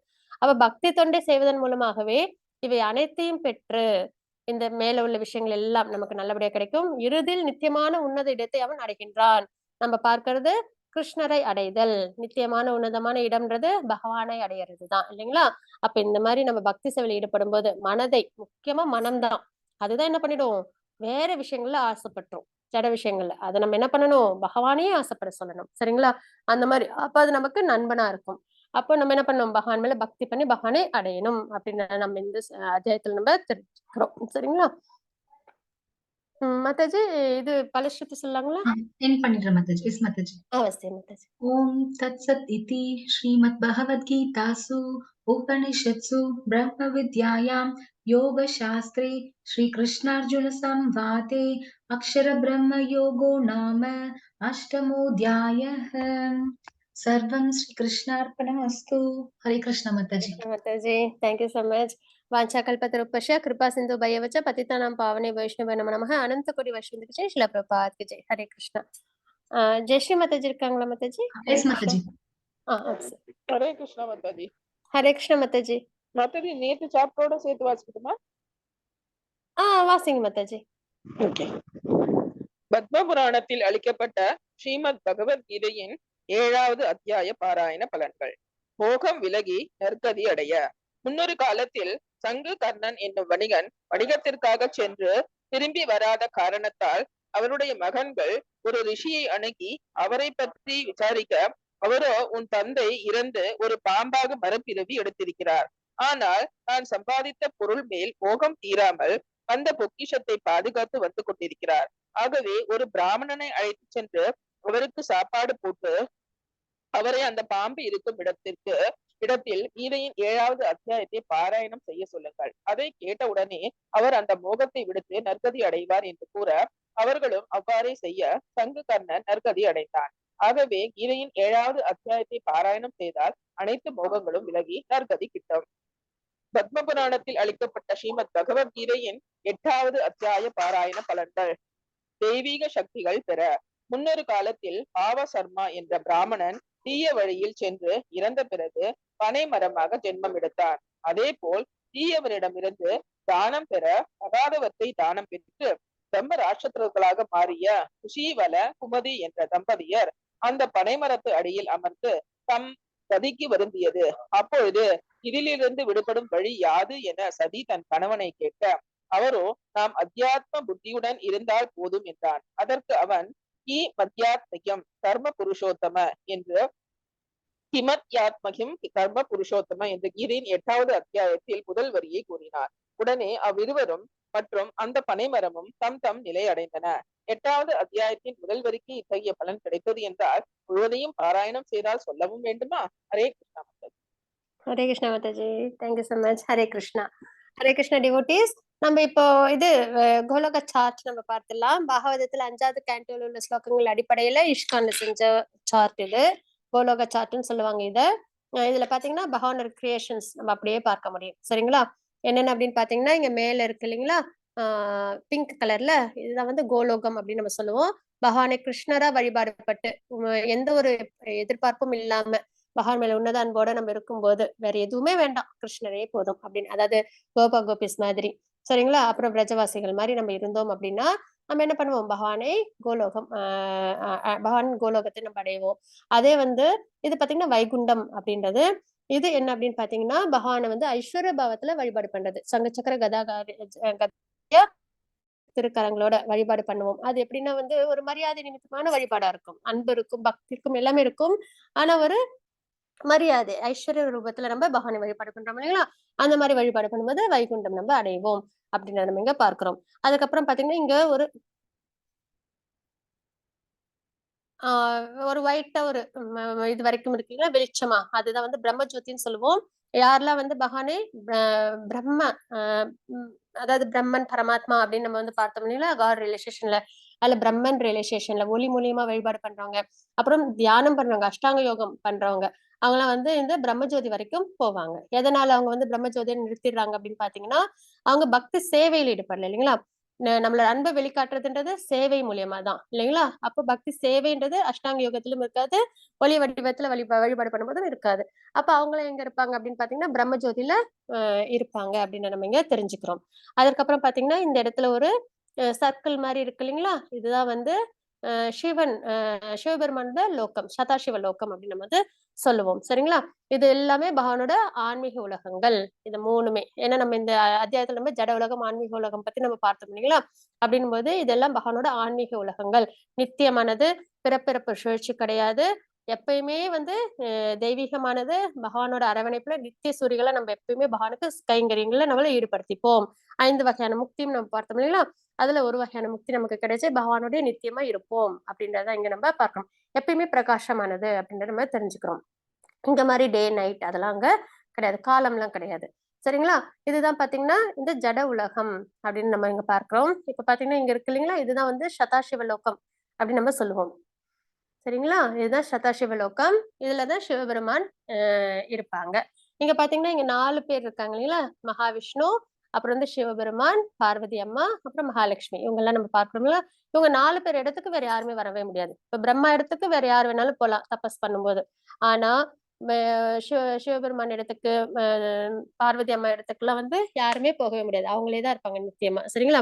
அப்புறம் பகவானோட மகாலட்சுமியோட இடத்துலாம் அப்படின்னும் போது இவங்களெல்லாம் நம்ம இங்க பார்க்கிறோம். இவங்க எங்க இருக்கு, நம்ம எல்லாம் எங்க இருக்கோம் அப்படின்னு பாத்தீங்கன்னா பிரஜா நதியில இருக்கோம் நம்ம எல்லாரும். சரிங்களா. இங்க பாத்தீங்கன்னா பகவான் அதாவது இந்த விரிவாக்கங்கள்ல வந்து பார்த்தோம்னா சங்கர்ஷன், வாசுதேவன், அனிருத், பிரத்யும் அப்படின்னு பார்க்கணும் இல்லைங்களா. அதுலயும் சங்கர்ஷன் மகாவிஷ்ணு விரிவாக்கம் வரும். இதெல்லாம் உங்க லெவல் 2ல நல்லபடியா தெரிய வரும். சரிங்களா. அப்புறம் பாகவதம் கிளாஸஸ்ல அட்டென்ட் பண்ணுங்க, நல்லபடியா தெரிய வரும். அதுல வந்து இப்போதைக்கு இந்த அளவுக்கு மட்டும் நம்ம எடுத்துப்போம். அதாவது என்னன்னா 3 விஷ்ணுக்கள். ஒருத்தவங்க வந்து கார்ணோதய கஷாய விஷ்ணு நம்ம பார்ப்போம், அவங்கதான் வந்து இந்த பிரஜா நதியில இருக்கிறவங்க. சரிங்களா. அப்புறம் பாத்தீங்கன்னா பகவானோட விரிவாக்கங்கள், ஒவ்வொரு விரிவாக்கங்கள் இதெல்லாம். அப்புறம் பாத்தீங்கன்னா கர்ப்போதய கஷாய விஷ்ணு, அவங்கதான் வந்து இங்க இந்த ஜட உலகத்துக்குள்ளார இருப்பாங்க. அப்புறம் ஷிரோதய கஷாய விஷ்ணு, அவங்க வந்து பார்க்கடல்ல இருப்பாங்க. நம்மளோட இதயத்துல எப்பயுமே பரமாத்மாவா இருக்கிறவங்க ஷிரோதய கஷாய விஷ்ணு அப்படின்னு நம்ம இங்க தெரிஞ்சுக்கிறோம். அப்ப எவ்வளவு விரிவாக்கங்கள் பாருங்க இல்லைங்களா. மகாவிஷ்ணு, கார்ணோதய கஷாய விஷ்ணு, கர்ப்போதய கஷாய விஷ்ணு, ஷிரோதய கஷாய விஷ்ணுன் போது எவ்வளவு ஆத்மாக்கள் இருக்கோ அத்தனை ஆத்மாக்களுக்குள்ளேயும் பரமாத்மாவா இருப்பாங்க. அந்த அளவு விரிவாக்கங்கள் உண்டு அப்படின்னு நம்ம இங்க தெரிஞ்சுக்கிறோம். அப்புறம் இன்னொன்னு என்ன அப்படின்னு பாத்தீங்கன்னா இங்க இருக்காங்க இல்லையா கார்ணோதய கஷாய விஷ்ணு, இவங்க கிட்ட இருந்துதான் இந்த ஜட உலகங்கள்லாம் உருவாக ஆரம்பிக்கும். சரிங்களா. அப்படின்னும் போது இவங்களோட திருமேனியிலேருந்து மூச்சை வெளியில விடும்போது இவங்க வந்து ரொம்ப பிரம்மாண்டமா இருப்பாங்க. சரிங்களா. திருமுடியிலேருந்து திருப்பாதத்துல திருமுடி வரைக்கும் பார்க்கறதுன்றது ஒரே நேரத்துல முடியாதுங்களாம், அந்த அளவுக்கு பிரம்மாண்டமா இருப்பாங்கன்னு சொல்லுவாங்க. இவங்களோட திருமேனியிலேருந்து ஸ்போர்ஸ், வேர்வை துளிகள்லாம் நமக்கு வருது இல்லைங்களா, அந்த மாதிரி பகவானோட திருமேனி ஸ்போர்ஸ்ல இருந்து. அதனால நம்மளுக்கு இருக்கிற மாதிரி கிராஸ் பாடி இருக்கான்னா கிடையாது, அவங்களோடது தெய்வீகமான ரூபம் தான். அந்த திருமேனியிலேருந்து என்ன ஆகுது, மில்லியன்ஸ் ஆஃப் யூனிவர்ஸ். நம்ம நினைக்கிற மாதிரி நம்மளோடது மட்டும்தான், நம்ம இருக்கிறது மட்டும்தான் ஒரே ஒரு உலகம் தான் அப்படின்லாம் கிடையவே கிடையாது. சரிங்களா. பகவானே பார்க்கறதுக்கு அவ்வளவு பிரம்மாண்டமா இருப்பாங்களாம். அப்ப அவங்களோட திருமேனிலேருந்து நிறைய ஸ்போர்ட்ஸ் இருக்கும் இல்லைங்களா.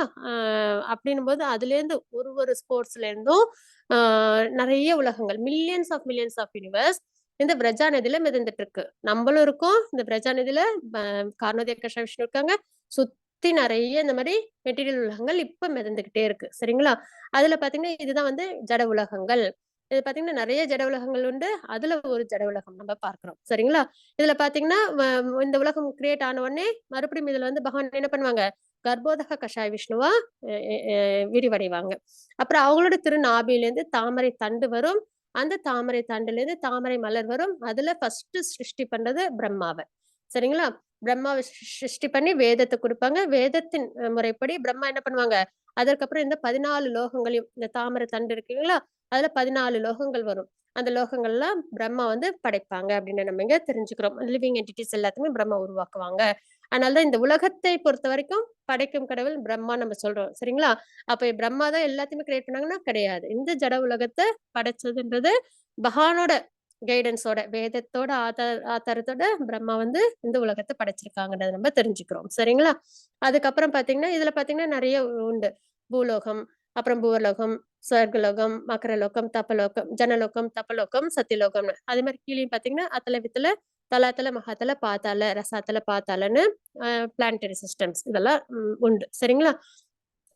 இதுல என்ன அப்படின்னு பார்த்தோம்னா, இங்க இருக்கு இல்லைங்களா பூலோகம், நம்ம இருக்கிற இடம், அங்க மட்டும்தான் கர்மங்களை நம்ம சேகரிக்க முடியும். மத்த இடங்கள்ல நம்ம கர்மங்களை செலவு பண்ணுவோம். புண்ணிய காரியங்கள்னா மேல உள்ள லோகங்கள், பாப செயல்கள்னா கீழே உள்ள லோகங்கள். சரிங்களா?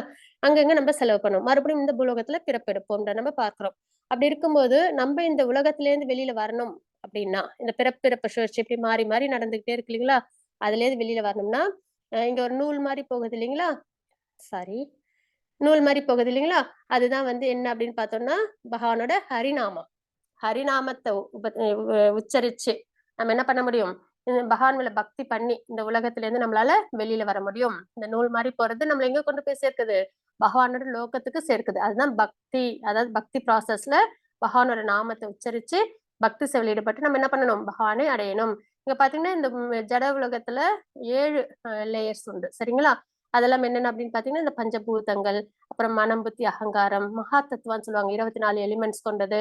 இதெல்லாம் சேர்ந்ததுதான் இந்த லேயர்ஸ். அதாவது இந்த முட்டை, இது வந்து முட்டைன்னு சொல்லுவாங்க. அதுல பாத்தீங்கன்னா என்ன இருக்கு, இந்த 7 லேயர்ஸ் இருக்கு. சரிங்களா? அதை வந்து நம்ம என்ன பண்ணணும், பெனட்ரேட் பண்ணி போகணும். அப்போ இந்த சரீரம், ஜட சரீரம், இந்த ஸ்தூல சரீரம், இந்த ஜட சம்பந்தப்பட்ட விஷயங்கள் எல்லாத்தையும் விட்டுட்டு நம்ம என்ன பண்ணணும், ஆத்மா மட்டும் நிலைப்பாட்டோட பக்தி சேவையில் ஈடுபட்டு பகவானை நம்ம என்ன பண்ணணும், பகவானை அடையணும். அதுதான் இங்க மார்க்கமா நம்ம பாக்குறோம். சரிங்களா? இதுதான் பகவானோட கிரியேஷன்ஸ். அதற்கான பாதையும் நம்ம இதுல தெரிஞ்சுக்கிறோம், பகவானை அடையறதுக்கான வழிமுறையும் நம்ம தெரிஞ்சுக்கிறோம். இதுதான் நம்ம இன்னைக்கு பார்த்தது 8வது அத்தியாயத்துல. மாதாஜி முகுந்தமால ஸ்லோகம் யாரும் வாசிக்கிறாங்களா? ஜெய் ஸ்ரீ மாதாஜி. ஹரே கிருஷ்ணா.